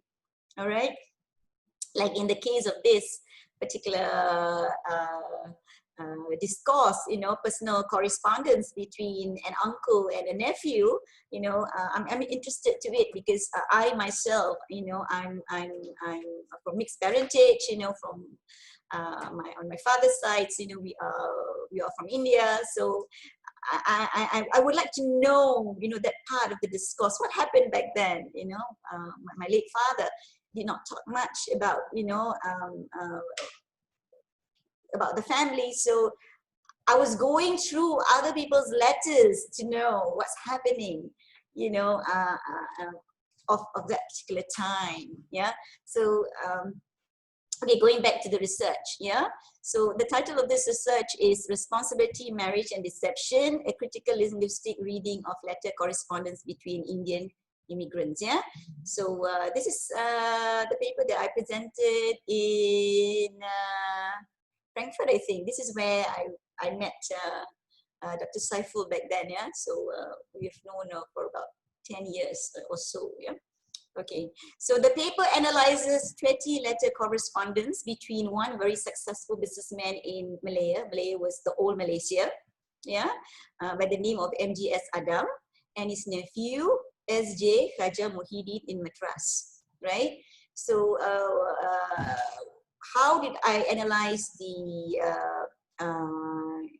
letters? Of course, I made use of the critical linguistic apparatus. At the same time, also, I have to read some, or rather, because I was working, this paper I was working with Dr. Rashidi, so I didn't have that much problem because he was the one who supplied me the historical aspect. You know, Dr. Rashidi has background in historical, in history and English, so that helps. You know, because sometimes when we are looking at the text, you know, it's just not enough. Okay, when I mean critical linguistics, be aware. Right, the fact that, you know, you not only use critical linguistics, but you also use other things that come with it. So that's why, you know, research in critical linguistics is always very exciting. You know, you can make use of various, or rather combinative tools. Yeah. Later I will suggest, you know, how, you know, those of you who are not from English studies, you know, or majoring in English, can also work together, you know, with people from a different department to come up, you know, with exciting research topics. Yeah. Okay. So this paper seeks to present experiences and voices of immigrants, which at most times not represented. You know, because if you read about immigrants, they're always in numbers. You know, where they were. You know, you don't hear the inner voices. Remember, Dr. Rashidi talked about voices just now. So I want to know that voices. You know, and these voices, when you talk about letter, they are very, very personal voice. You know, very, very private voice. You know, it was intentionally, you know, for the consumption of only these two people, the sender and the receiver. All right. So I'm just excited here, coming to sort of peek into their lives. What is happening in their lives? Yeah. Right. So when we analyze the particular letter, we notice that, you know, the reading highlights complexity of personal and familial struggle, yeah, of a Tamil Muslim immigrant against social and political backdrop of a pre and post independence period. Yeah, so the letter itself, you know, well, you have to be careful when you're working on critical linguistics, you know, or rather this kind of quantifiable part of linguistics. You know, you cannot just simply select anything and you want to analyze. You know, you have to make sure, yeah, you have to make sure that, you know, your corpus is justifiable. All right. So if you're working with small text, this is very, very manageable. So when I was working with the text, I have lots of letters, but I put a time frame, or rather we put a time frame. The time frame is, you know, a few years, you know, before independence and a few years after independence. That period is a very crucial period, you know, and that's how we sort of put a scope, you know, to the analysis. All right. So be very careful when you're analyzing things at the linguistics level. You know, as I mentioned to you earlier, you know, one occurrence, you cannot just justify things in just one occurrence. It has to have that kind of what we call frequency. All right. Okay. All right. The next research here, mobile phone, advocating media literacy and awareness, so semiotic. Yeah. All right. So the corpus that we use here based on advertisements of mobile phones. Yeah. This is way back in 2008 when things are so hip about mobile phones and youth, right? From two English language dailies in Malaysia, yeah, in the month of February for that matter, right? Right. So we put a scope to it, yeah. So reading techniques from semiotics or the study of science is to make aware of the ideologies that are promoted in the text. So the aspect that we look at were images, like pictures, color, font size, and the language at typetrate level. So at typetrate level meaning language at word level, clause level, and also the discourse level. All right. So the findings shows that semiotics, which is the image and the language used in these texts here, in these advertisements on mobile phones, they are not neutral and they are not free from falsified intentions. You know, when people advertise, there's always that kind of, you know, the conditions are always in small prints, you know, deep down there. You know, if you don't read critically, yeah, you might not get the message. So that's why it's very, very important. You know, introducing text, especially to your students, is very, very important so that they are aware. Because children today, kids today, youth today, they are consumers. Practically, they're consumers of media, and statistics have shown these are the people who are, you know, very active online, you know, very active on online purchase, you know.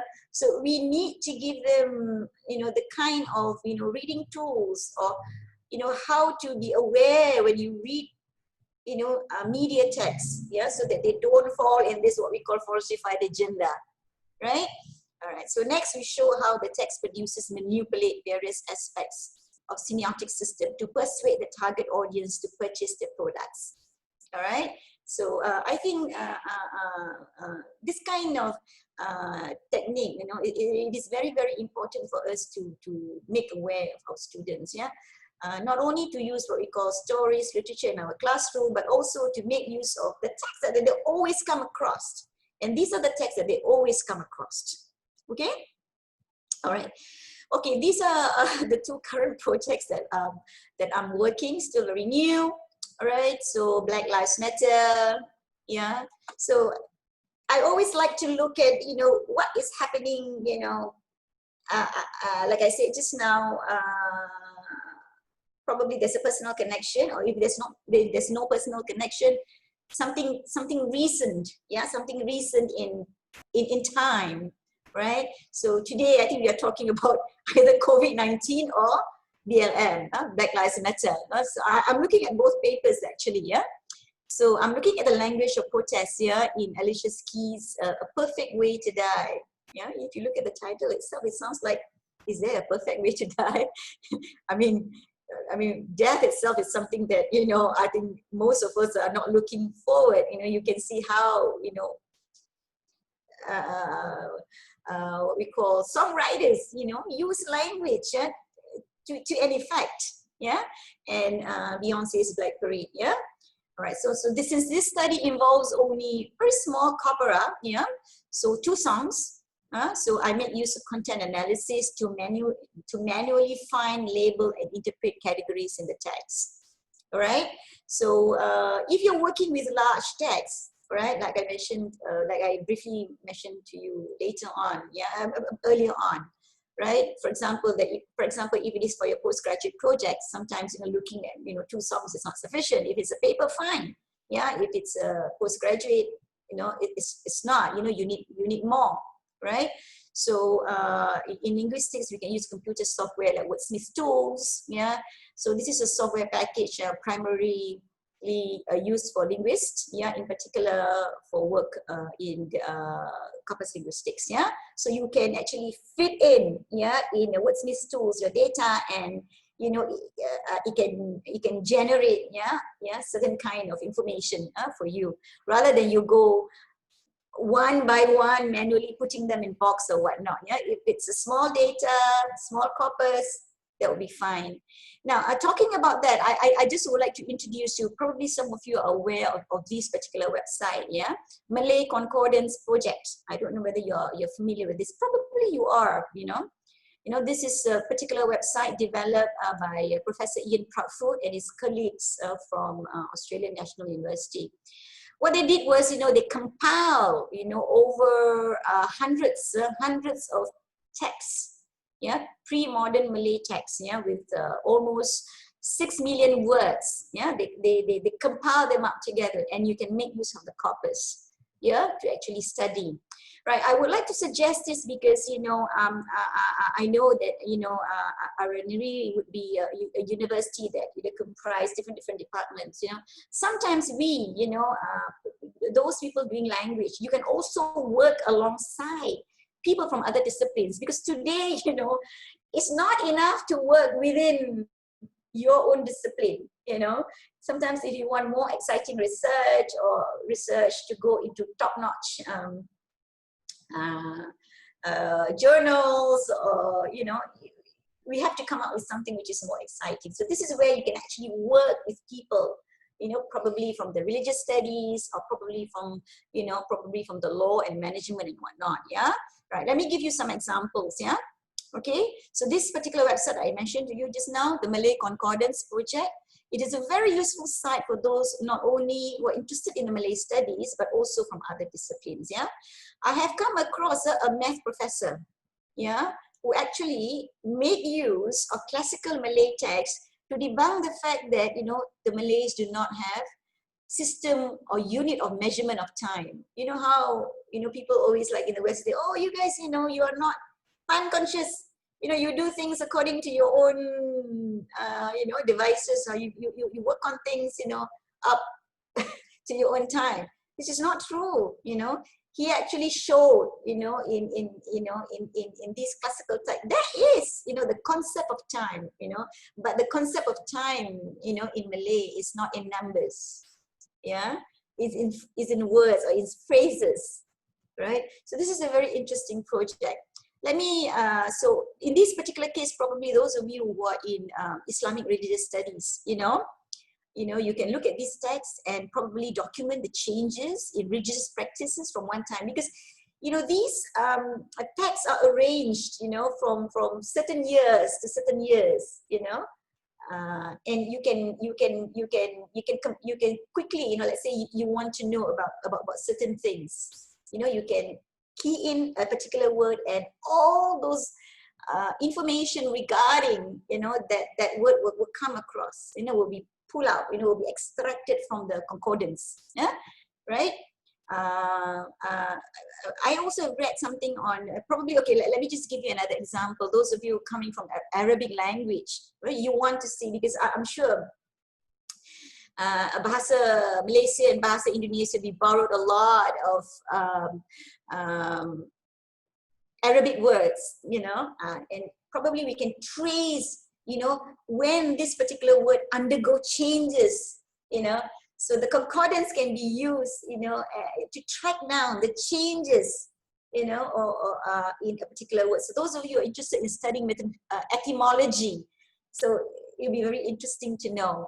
I know somebody who actually, an Arab guy who actually make a distinction of the word abdi, abdi, yeah? Abdi in Malay and abdi in Arabic, yeah? Because the word abdi in Malay, it always connotated with the word hamba abdi, right? Is slaved. So always have a bad connotation, all right? So he traces when that happens, right? So how did he trace? Via the classical texts, all right? And then, of course, to make the distinction of the word abdi with how it is used in the Quran. You know, when we talk about abdi in Quran, it's the submission to Allah, submission to God, submission to the oneness of God, right? So the meaning is something beautiful, right? And how come the meaning, you know, when it is transferred for whatever reason due to migration or transmigration, it becomes totally changed. It becomes something which is bad. When you talk about slavery, it's not something which is welcome. All right. So yeah, I think you have a lot of chances to actually look at the concordance project. Yeah, and probably you want to look at the etymology or the concept. For example, if you're from Java, if you're from Java, you know how people would view, you know, Javanese in Malay texts. You know, you can look at how they are being viewed at. Right, so very easily, you know, the concordance can extract all those information and you can chart down the differences. You know. How so you know, it is not only, you know, a project that involves people from language. Yeah, you can pull people from other disciplines as well. All right, okay, going back to my songs. Yeah, so my songs, yeah, those two songs in BLM. Yeah, so generally we found that Black Parade celebrates Black activism. It uses a lot of slang words. You know, it's very hard sometimes to read or rather to understand, you know, words or the wordings that is from African American artists, because it's so heavy on slangs. You know, you always have to go to Urban Dictionary or, you know, Dictionary of Slang Words, yeah, to find out the meaning. So it's very heavy in slangs, yeah. Right, and references to both African American heritage in the US and the Afro diaspora. All right, whereas The Perfect Way to Die, on the other hand, is written from a personal perspective, yeah, of a mother who loses a son to police violence. I think the finding is almost the same like the findings in the commercial. You know, one is so very publicly kind of thing, and one is so private. You know. So that is the difference between these two songs, yeah, that I have, or rather that we have actually discovered, yeah. Right. Okay, so another project that we're working is, well, we are all in this pandemic together, yeah. So formulating leadership linguistic framework from world leaders' tweets during COVID-19, right? So we have so much time during this period. So what my friends and I, what we try to do is that we try to look at those tweets, not from all, but because the title itself is too long, so we omit which tweets that we look at. So actually we look at our current PM Muhyiddin Yassin, and also President Trump's tweets. You know, how did they respond? You know, how did they phrase the words to respond, yeah, to COVID-19, right? And we hope that we can come up with a linguistic framework on, you know, how leaders should actually respond, yeah? So we need to look at studies in crisis management and leadership to know, you know, what are the characteristics, you know, of a leader, what kind of words that leader use, you know, to formulate a linguistic framework. All right. So I think cross-disciplinary studies, you know, or rather viewing one discipline from other perspective, it's so common today. We cannot simply be looking at things from our own very comfortable perspective, you know. We can, but at the same time, we add up another perspectives, you know. You have to have this multifocal kind of things, you know, to help you to understand better. Yeah, so that's the best thing about Discourse. You know, it gives you, you know, it allows you to see things from different perspectives. Yeah, and you can have a lot of cool research as well. Yeah. Okay, so when you talk about multidisciplinary today, you know, people from different disciplines working together, you know, drawing. So, you know, you might be on people from language and somebody from the distance is drawing from each other's strength and coming up with, you know, an interesting paper, inshallah. Yeah. So, of course, when you talk about interdisciplinary studies, it integrates knowledge and methods from different disciplines, yeah, using a real synthesis approaches. All right. Okay. All right, I just would like to show to you that, you know, using critical linguistics is not difficult at all, even if you are not from language studies, all right? It's not difficult, all right? So I would like to show you a list of books. Next, please. Next slide, please. Yeah. Okay, these are the books by Routledge Intertext series. It was earlier published in 2000, I think. Some of these are the recent edition, yeah, that I have included, right? So those of you coming from different discipline, don't despair. You know, it's not difficult to look at it because anyhow you have some basic knowledge of English grammar. All right, what you need to know is that how to conduct the analysis. All right, so these books, you know, they're very easy for you to read. Right, because it gives you, yeah, it gives you very systematic way, right? I have another set of books also by Routledge, right? Next, please. Okay, right. These are from the Routledge English Language Introductions, yeah. So when you use this book, you don't have to have any prior knowledge, because sometimes I feel, you know, when I want to do critical linguistics, you look at, you know, works of Halliday. Now, I'm nothing against Halliday. He's a guru. He's great, you know. But sometimes, you know, the language can be very difficult. Well, but these books, they make it very what we call manageable, right? So these series that I mentioned to you just now, you know, the Intertext series and also the English Language Introduction series. You know, they offer accessible overview of the subject. You know, it has activities, study questions, sample analysis, commentaries, and suggested key readings, all in the same volume. They put it in such a systematic way, so it's easy for you to learn things, you know. So probably you can, if you are a non-English language teacher or a non-English major, you know, you might want to use this books to look at whatever text that fancies you, probably religious text or law text, you know, or philosophical text and whatnot, right? To work on critical linguistics. You know, I'm a proponent of critical linguistics. I would encourage you to work on critical linguistics because, you know, it's so hands-on, and once you discover, you know, the findings, you'll be like amazed. You know, you'll be amazed of the results. You know. I like literary criticism. I have nothing against literary criticism because that is Dr. Rashidi's area. All right. Sometimes, you know, the reading can be a bit challenging. Yeah, you really have to have what we call the bird's eye view. You know, look it from above. You know, it can be very challenging to look at it, but you can also look it from that particular point of view. But with linguistic or critical linguistic, you really go to the what we call the minute, you know, the structure of the language itself to find out, you know, a meaning in the discourse. All right. Nazima? Yes. Nazima, sorry, I think you have 5 more minutes. Sorry. I'm done. I'm done, Dr. Saiful. All right. Thank you very much, everyone. Yeah. What a perfect presentation and a good telepathy from Puan Nazima. I think it was a very exciting presentation, and I feel like, you know, I want to write something at this moment. Right. Forwardly.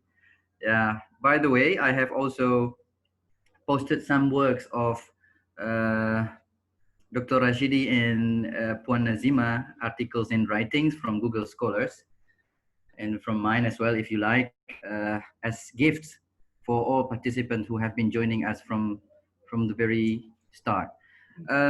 Now, before we go to the live section of question and answers, I would like to remind all the participants to scroll up a bit on the Zoom webinar chat and find the link of the D-Day registration for your e-certificate. So for those who are not attending this webinar today, will not be given e-certificates, but you will be given some articles from the presenters.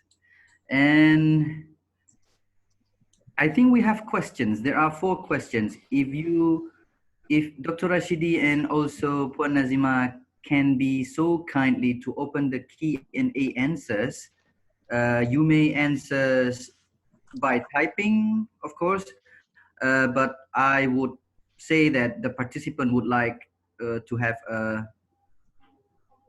an oral answers from both of the speakers. Yeah, we have 4 here.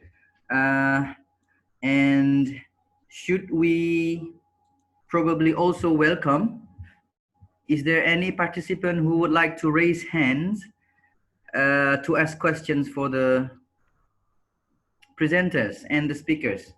In the meantime, I will read the question.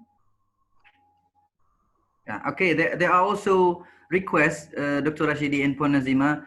Is that possible if your presentation slides maybe compacted into PDF file and then shared by Google Drive to all participants? Is that okay? I'm all right with it.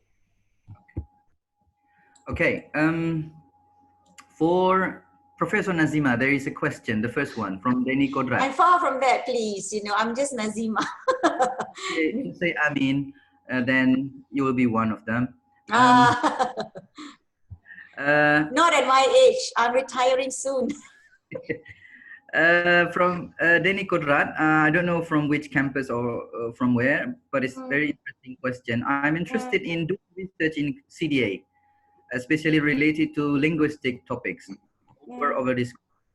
My students also frequently choose topics from presidential discourse or campaigns. My question is, for the sake of academic purpose, is it safe for me as academician to investigate issues like that, which is a little bit opposing the government at this moment in Indonesia? What do you think? That's a very hard question. Okay, we have a lot of these questions. You know, it depends on the current condition of Indonesia. I'm not very familiar with it, you know, but in the case of Malaysia, you know, it is something which is celebrated, especially now.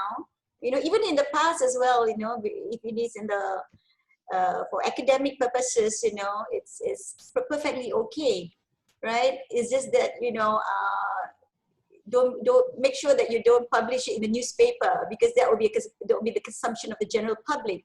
So if you work on something like this, if you want to, you know, present it, or rather you want to publish it abroad, you know, that should be fine, you know. So as for the question whether this is a post of power, government or what, okay, first of all, you know, look at the fact that, you know, ask yourself, and, you know, would you be caught? You know, you don't want to the extent of doing your master's or postgraduate, you know, at the end of the day you will end up in jail, like what happened, you know, I'm sure during, you know, some point of time in Indonesia as well, you know, those people were very critical, you know, in the writing. You know, if I believe Hamka himself was jailed, right, because of his critical writing. Am I right, Dr. Saiful? I suppose so, yeah. Yeah, yeah. So find that out first, right? So find that out first, and then you decide whether, you know, is it okay or not okay. Now, I also would like to suggest that, you know, try to work on other things as well, like what I mentioned to you just now, you know, because sometimes, you know, when you look at Google Scholar, when you talk about presidential speech, you know, or whatnot, there are too many of it. They're a bit exhaustive, you know. So to make it more interesting, probably, but you could do comparative work, but that's a lot of work. Or alternatively, you know, you might want to you know, work alongside the what we call that, the time. Right now, what is popular now? You know, it's great to work on something which is popular now. Yeah, not only just that presidential discourse. You know, there's a lot of discourse online which hasn't been, you know, like even tweets itself. You know, quite many today. You know, try to look at, other kind of conversational analysis, in some kind of, chat forum or, underground chat forum or whatnot, that would be very interesting. All right, I hope I have answered your question, Mr. Danny. Right, sorry. So we will give any participant who can raise their hands and speaks and put questions, yeah? Don't worry. 3 participants raise hand. Miss Diva as the host will allow all the first 3 participants to raise hand. We do have one more question on the Q&A and maybe on the webinar chat. We don't know in YouTube or Facebook. It seems that participants are very interested in the topic. But let's start first from the participant who have raised hand. Yes. Please introduce your name, where are you from, and password.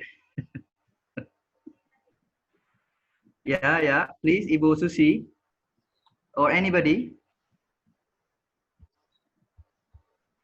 Just unmute your speaker, your microphone. Okay. Yes. Ibu Nida? Right. Yes. Susi or Ibu Nida? Okay, good. Yes. My name is Susi. Yeah. Can you hear my sound? Yes. Can you speak up, please? We're on our side, it's a bit soft. Yeah, louder, Ibu. Your name and hear my sound now? Yes.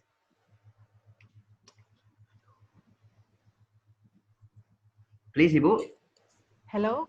Is there a way we can also see Ibu Susi? Can you put on your video as well? Diva? Okay, we cannot do that for this kind of webinar. Oh. We'll try for the next one. Okay. In this setting, only the participant, only the panelists and the host can be shown and displayed the image through video. But that's not a problem. Ibu Susi, can you hear us? You may post questions, please. Yeah. I have put question. Or you're typing. All right. For the time being, can I answer something from Miss Mulyati, Corina? Okay, just a moment. Before that, sorry. I think I would like to welcome Dr. Rashidi to answer the second question. I think this is from the same person. And then we'll go back to Puan Nazima and some other questions. Is that okay? All right. Okay. Sure. Yeah. All right. Thank you, Dr. Saiful. Which question though? I mean, I noticed that there are 2 questions that I may be able, or rather related to me. Which one? One is about by anonymous attendee. We know that linguistics have wider field of analysis, such a literary work. How do you distinguish with what the first speaker explained previously? Thank you. That question, it's probably referred to Puan Nazima, but since we have actually co-wrote, one paper or 2 papers earlier, what linguistic or tool has actually helped us is actually to give us the quantitative data, to end based on our experience. I come in order to provide the qualitative data or support, based on the quantitative data that has been gathered, from the linguistic tools that Puan Nazima has actually conducted, and that's how we sing together, in that paper. Okay, all right. To answer the 9th questions about the it's a long question. Yeah. Thank you very much to Dr. Mohamad Nasir. This is actually our alumni. He has actually completed his PhD in 2010 under Professor Datuk Suhaimi Aziz. And I don't know whether I get the opportunity to meet Dr. Mohamad Nasir when I was in Banda Aceh, I think about 1.5 years ago. But his question actually is related to the concept of double standard, which Western writers, male writers, most probably seems to be focusing on in their writing. However, the female writers make an attempt to actually to give the voices, to give the opportunity for the native women, to what do you call that, to give their voices, in the writing. And I think in term where it varies, from based on my previous research, on female colonial writers, and I think for Dr. Mohamad Nasir, well, this is almost like a free advertisement, from my part. Penerbit USM will be releasing, my book, which I co-authored with the other two colleagues of mine, Dr. Simon Hall and also Elizabeth Johnny Openg, and it will be released, this month or early next month. It's already in the pipeline, So the title of the book is actually Female Colonial Writers in Borneo, and I think the main focus is on Agnes Newton Keith, who's actually the wife of one of the colonial officers in Sabah. And the book does not necessarily focus on Sabah and Sarawak alone, even though there was a mention of the word Borneo in the title. We also actually discussed the other female colonial writers in the context of Malaya in the concluding chapter. So I think by securing that book, in the near future, which is in a few weeks also, then I think I will be able to answer your question. It's a long question over here, but I think you are right, there are female colonial writers like the Rani of Sarawak, who actually, has shown a certain sympathy towards the local native women in Sarawak, in Kuching, to be more specific. And the same thing with Agnes Keith, in Sabah, who has, shown certain sympathy towards the local woman as well. But you have to also understand, the fact that, during the colonial era, I think, male, remains to be privileged, in the colonial enterprise. And I think female colonial writing and writers, for that matter, rank number 2. And their publications, have to go through still a lot of form of censorship.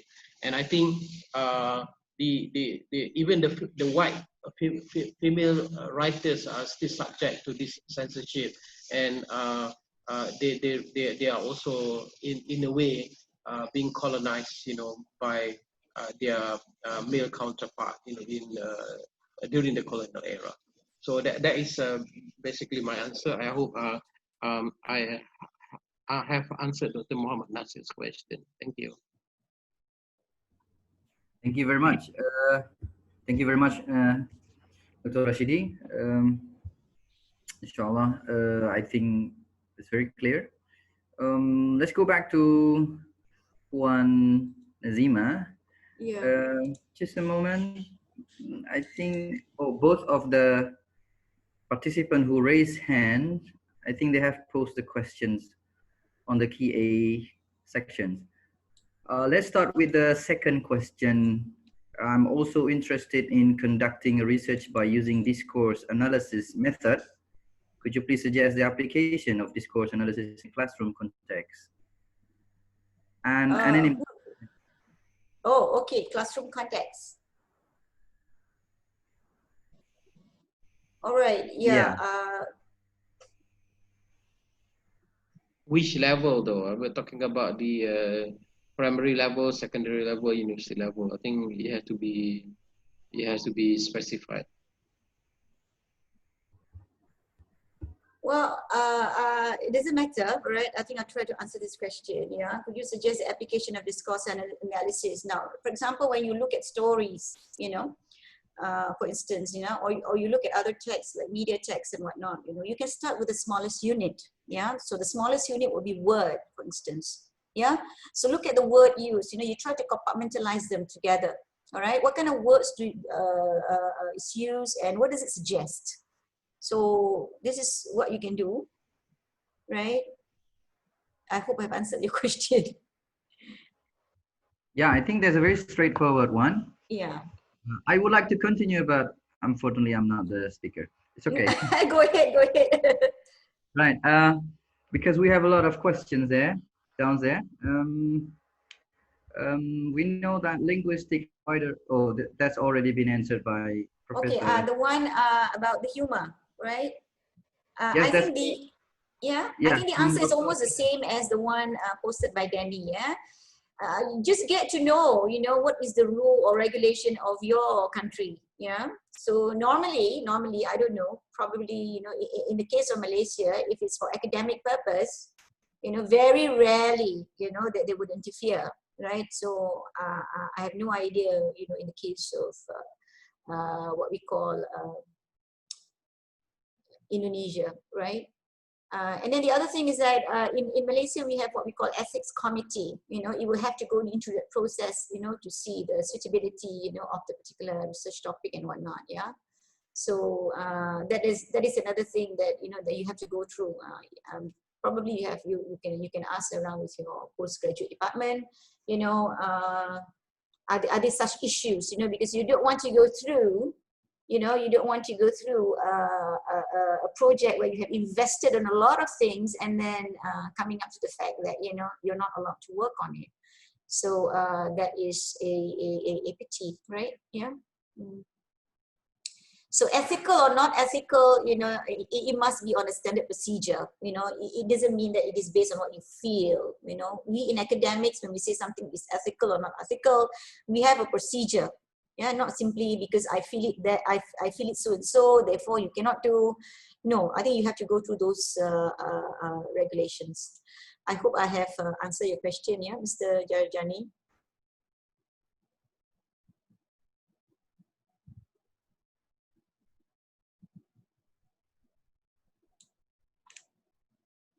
Hello. Okay, thank you very much. That's the question from, sorry, I forgot to click the unmute.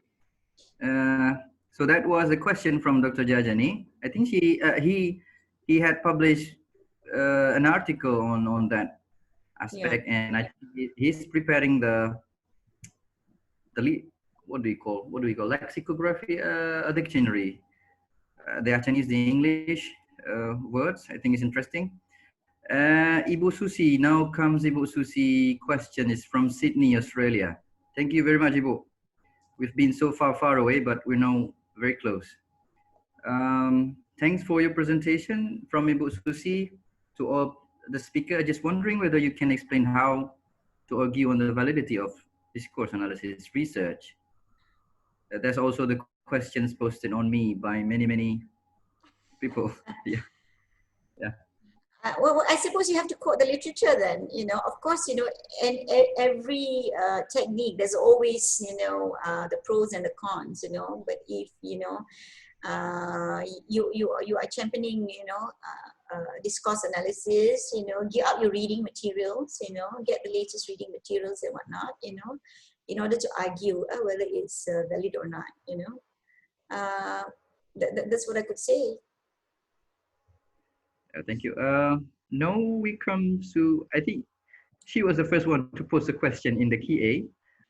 Thank you very much, Dr. Mainarni. I think we met Dr. Mainarni separately in Frankfurt once you departed, and Ibu Mainarni came with the group. Ibu Mainarni said to specifically respond to Dr. Rashidi.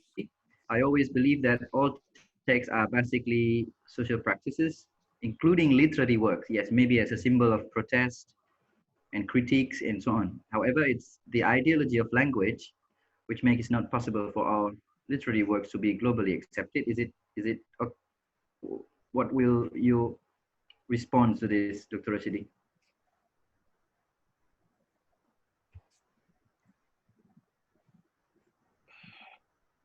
Yeah, I'm looking at the question. From Ibu Maina. That one is somewhere in the middle, squeezed between the two questions which I have answered earlier. Exactly, yes. It is the ideology of language which makes it not possible for our literary work to be globally accepted. Yeah, it's true. Most of the at the moment in most countries, including Malaysia, the literature that is not written in the national language, it is considered as a sectional literature, and therefore, it is very much depend on the country, policy, and perhaps the lawmakers of each country to actually give a different perspective, or change, the way that they are going to privilege, English language in this case. And that's the sometimes, it's very difficult to to gauge, what the quality of, of the what they call it, the work that is necessary, that is written in English by the locals. I mean, the fact that they have been considered as a sectional literature in any country, for example, from many countries, include Malaysia included in this case, doesn't necessarily mean that the quality is bad. And it is not the fault, of those writers, let's say, even if they are Malaysian, and the fact that they choose to write, their creative work in English doesn't actually make them less Malaysians, than they are in this case. Except that, that is a choice that they made. However, that doesn't necessarily mean, on the other hand, that the recognition in this case, might not come from Malaysian. I'm talking about Malaysian in here. Other writers, Malaysian writers like Tan Tuan Eng, for example, receive, the world recognition, when it comes to his works of fiction. So people choose to write, write in English, probably for myriad different reasons, and some, I think, majority of them, especially from Malaysia, has actually gained a certain footage, in the world scene, in this case, literary scene. Tash Or would probably be another good example, of such a person, or such a writer in this case. So using English, as their what they call it, as expressive, creative mode in this case, would actually give them, advantage as well, so it is very difficult to say, so um, I mean, if you look at, one person alone and try to judge that from the so-called, from their national level, then I don't think is a good yardstick to be used in the first place, because there are those who has actually write in English, make it, to the fame. So I think it is still very subjective, and I think it's quite debatable whether language, in this case, as a language, as an ideology, put a stop, to the way that people can actually achieve a certain fame when they write in English. It is still very much debatable, because from the numbers that we have, in Malaysia, especially, of in recent years, they seems to be able, to make it, to what they call it, to reach a certain recognitions by the literary circles. All right, that's all I can say. How will I answer your question? I would like to answer the question of again, Jarjani Usman, Dr. Jarjani at the end of because I think I've been receiving a lot of questions in terms of ethical. Is it ethical to do presidential speeches? Is it presidential to do, humorous comments? Okay, one thing that we have to remember, once whatever that we say is out of the public, it is like what Roland Barthes says, the death of the author. You have nothing to say about what you said. So I would say, you can, but it's just that, you have to deal with, any kind of political or whatever kind of things that will get you into trouble. Yeah, that's the issue, right? So if you're talking about, whether it's right, whether it's okay, you once your work is out in the public, you cannot say anything about it. Other people can just take that and criticize that. Even, the letters that, the private letters that I've used, it is after a certain number of years, it cannot be contested, even by the family. It's out there in the public. So I can make use of it, even if they are private letters. That I have to say about that. Okay, and then Ms. Mulyati, can you suggest how CDA is applied in higher student engineering textbook? All right, look at the sentences, because the way we phrase sentences, in science is so different. It's there's a lot of perfect tenses and whatnot. So yes, you can actually look at it from that kind of point of view. Or probably or you can also see passivizations. That's how CDA is being used. If you want to look at that. I'm not so into this, I'm not into CDA in education per se, so I may not be able to answer the question well. Right. And then by Nida, my supervisor told me to use James G. I think James G. Discourse analysis. How can I apply it in written discourse? When you talk about discourse, it doesn't matter whether it is a spoken discourse or written discourse. It's just that when you look at written discourse, you have to look at other elements as well, elements like hedging and whatnot, so there is an added element that you have to look into, right? I think that's about it. I think I've answered all questions.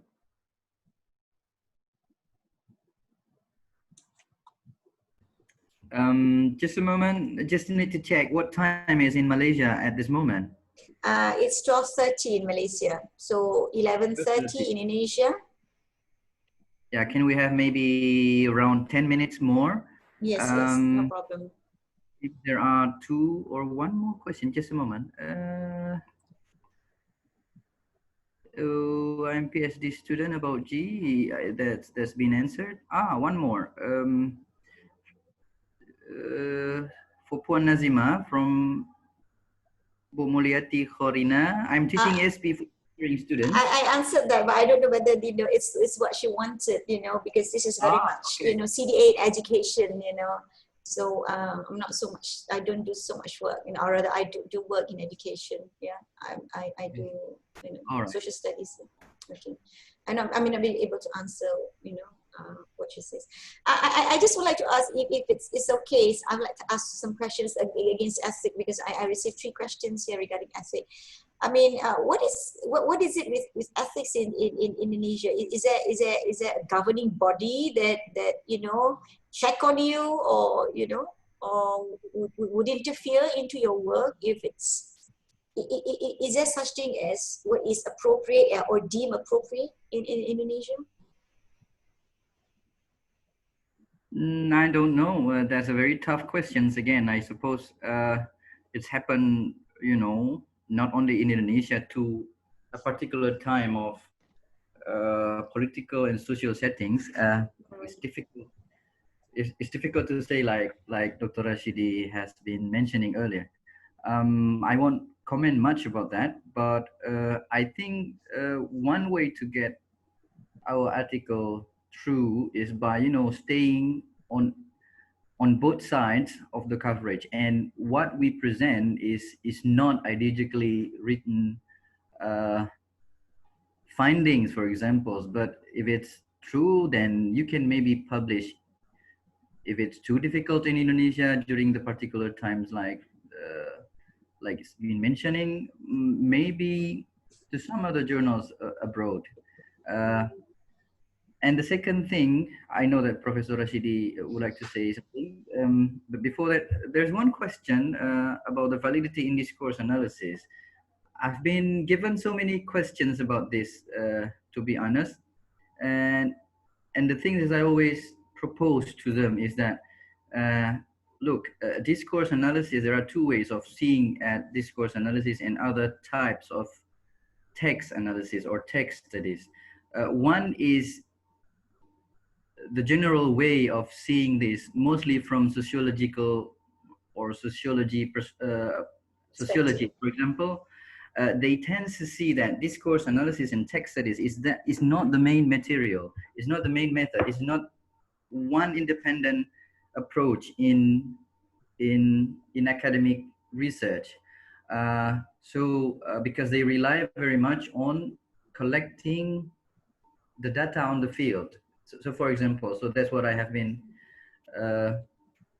particularly following at this moment. And the other way is, I think most of the discourse analysts and we as a linguist or maybe as a language teachers maybe would like to view discourse analysis from the perspective of, that discourse did an independent research method with a specific approach and with meticulous systematic ways of doing a close and micro analysis of either text. Well, text is very big, maybe words, maybe context, maybe co-text, whatever. So maybe that would pretty much help people to see. I know it's not particularly clear, but that's probably one of the ideas. Please, Dr. Rashidi, if you would like to say things. Well, it's not. I mean, it's not my area to actually answer that question. In terms of the what do you call it? The reliability of the using the so-called linguistic discourse or whatnot. But the I would like to actually respond to what the other three questions that one Nazima has actually been answered. Has been trying to answer regarding the ethical committee. As far as I know, every country, I think it's a must for every country, especially at the university level, to have the ethical committee being set up at the national level as well as the university level. It is based on the Helsinki Convention. I'm not sure which year. That I think that every country has actually signed, and agreed, because that one way or another can also provide, the reliability kind of, measurement, whether as to whether the questionnaire is valid, because there will be they have to go through a certain panels, in order to vet, the questionnaires. And I think in a way, it provides the validity of the questionnaires. But I'm not sure about the other technical aspect, of the what they call it, the questionnaires, and how valid they can be. Discourse is linguistic discourse is not really my area, but I think literature has more freedom. I suppose in literature, in conducting literary analysis, I think we enjoy much freedom, as opposed to the linguistic discourse in this case, where I think when we talk about, you know, the political discourse or whatnot, we are you know, going into quite a dangerous zone, you know. So I'm aware of that, but the thing is that, you know, I suppose, you know, within the academic circle, you know, as long as, you know, we keep everything in a proper balance, you know, most of the matured, I use the word matured politician, and a matured country can accept, you know, those kind of academic, you know, analysis. Okay, all right, that's all I can say. Thank you. All right, I Thank you just very would much. like to give some experience regarding doing. I did some work on stylistics, yeah, not discourse, but stylistics. But it's insufficient to use stylistics per se, or discourse analysis, or critical discourse analysis per se. So that's why, you know, you have to have combinative strategies. Yeah. So you still have to use, you know, other theories that comes with it. Yeah. Other social theories, you know, probably stylistics plus feminism, you know, and so on and so forth. But to relying on discourse analysis alone, you know, it may not be. It may not be probably enough to some people. Yeah, so that's why, especially when we are working on a thesis or dissertation, we have to have, you know, one particular theory sort of endorsing the other theories, you know, so to sort of be safe in that sense, you know. Just to rely on the critical discourse analysis itself is not enough, because you just can't say woman is such so and so in critical analysis, but you have to refer to what woman has been said in feminist theories. Yeah, so it has to be a combinative theories. That's what I have to say. So probably by doing that, you know, it will be more valid.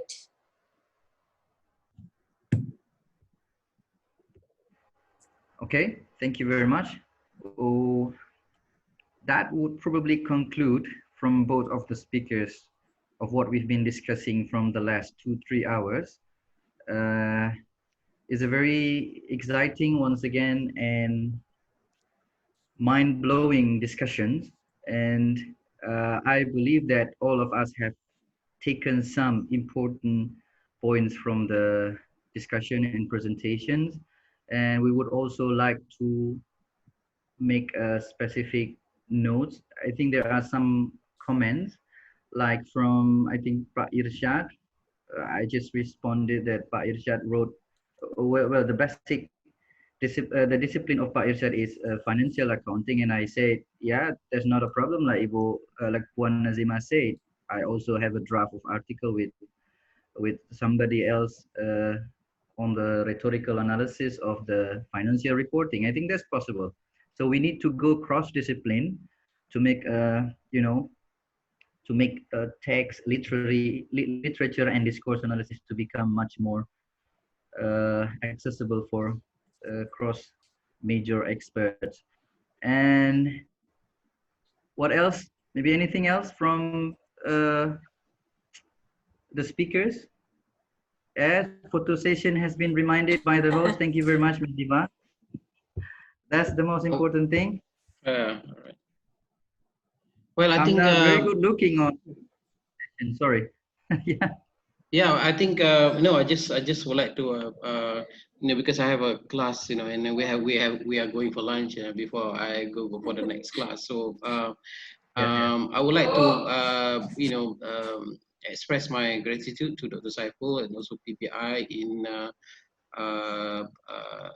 Ar-Raniry, you know, for inviting us, you know, to be the speaker in this webinar.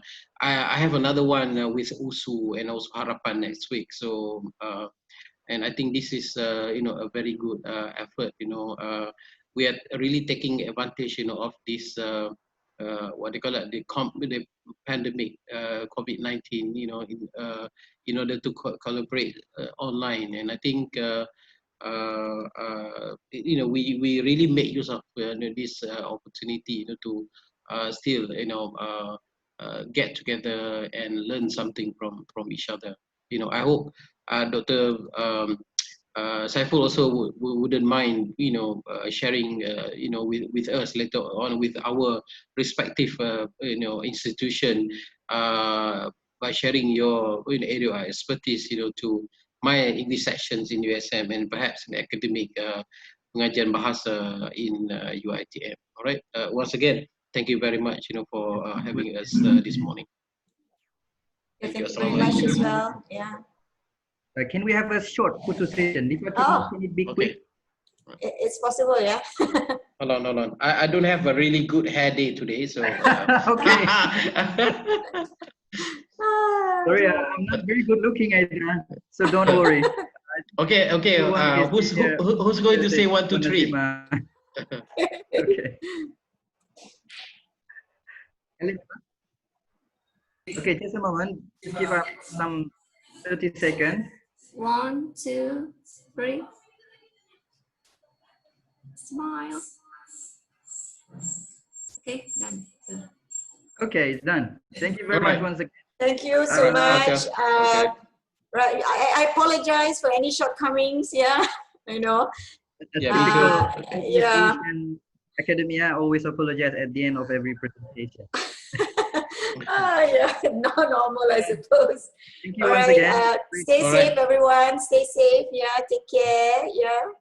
Hope to see you one day. Bye-bye. We collaborate once again, like Dr. said.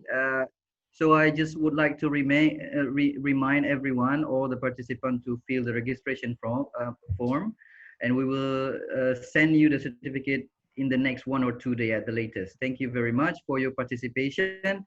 And we would like to announce as well that this will be a series. So the next month will be on, just a moment, I think we've got to announce this one. So on the 18th of August, the speaker will be Dr. T. Zulfikar and Dr. Didin from UIN Sharif and UIN Ar-Raniry about the the English language research methodology.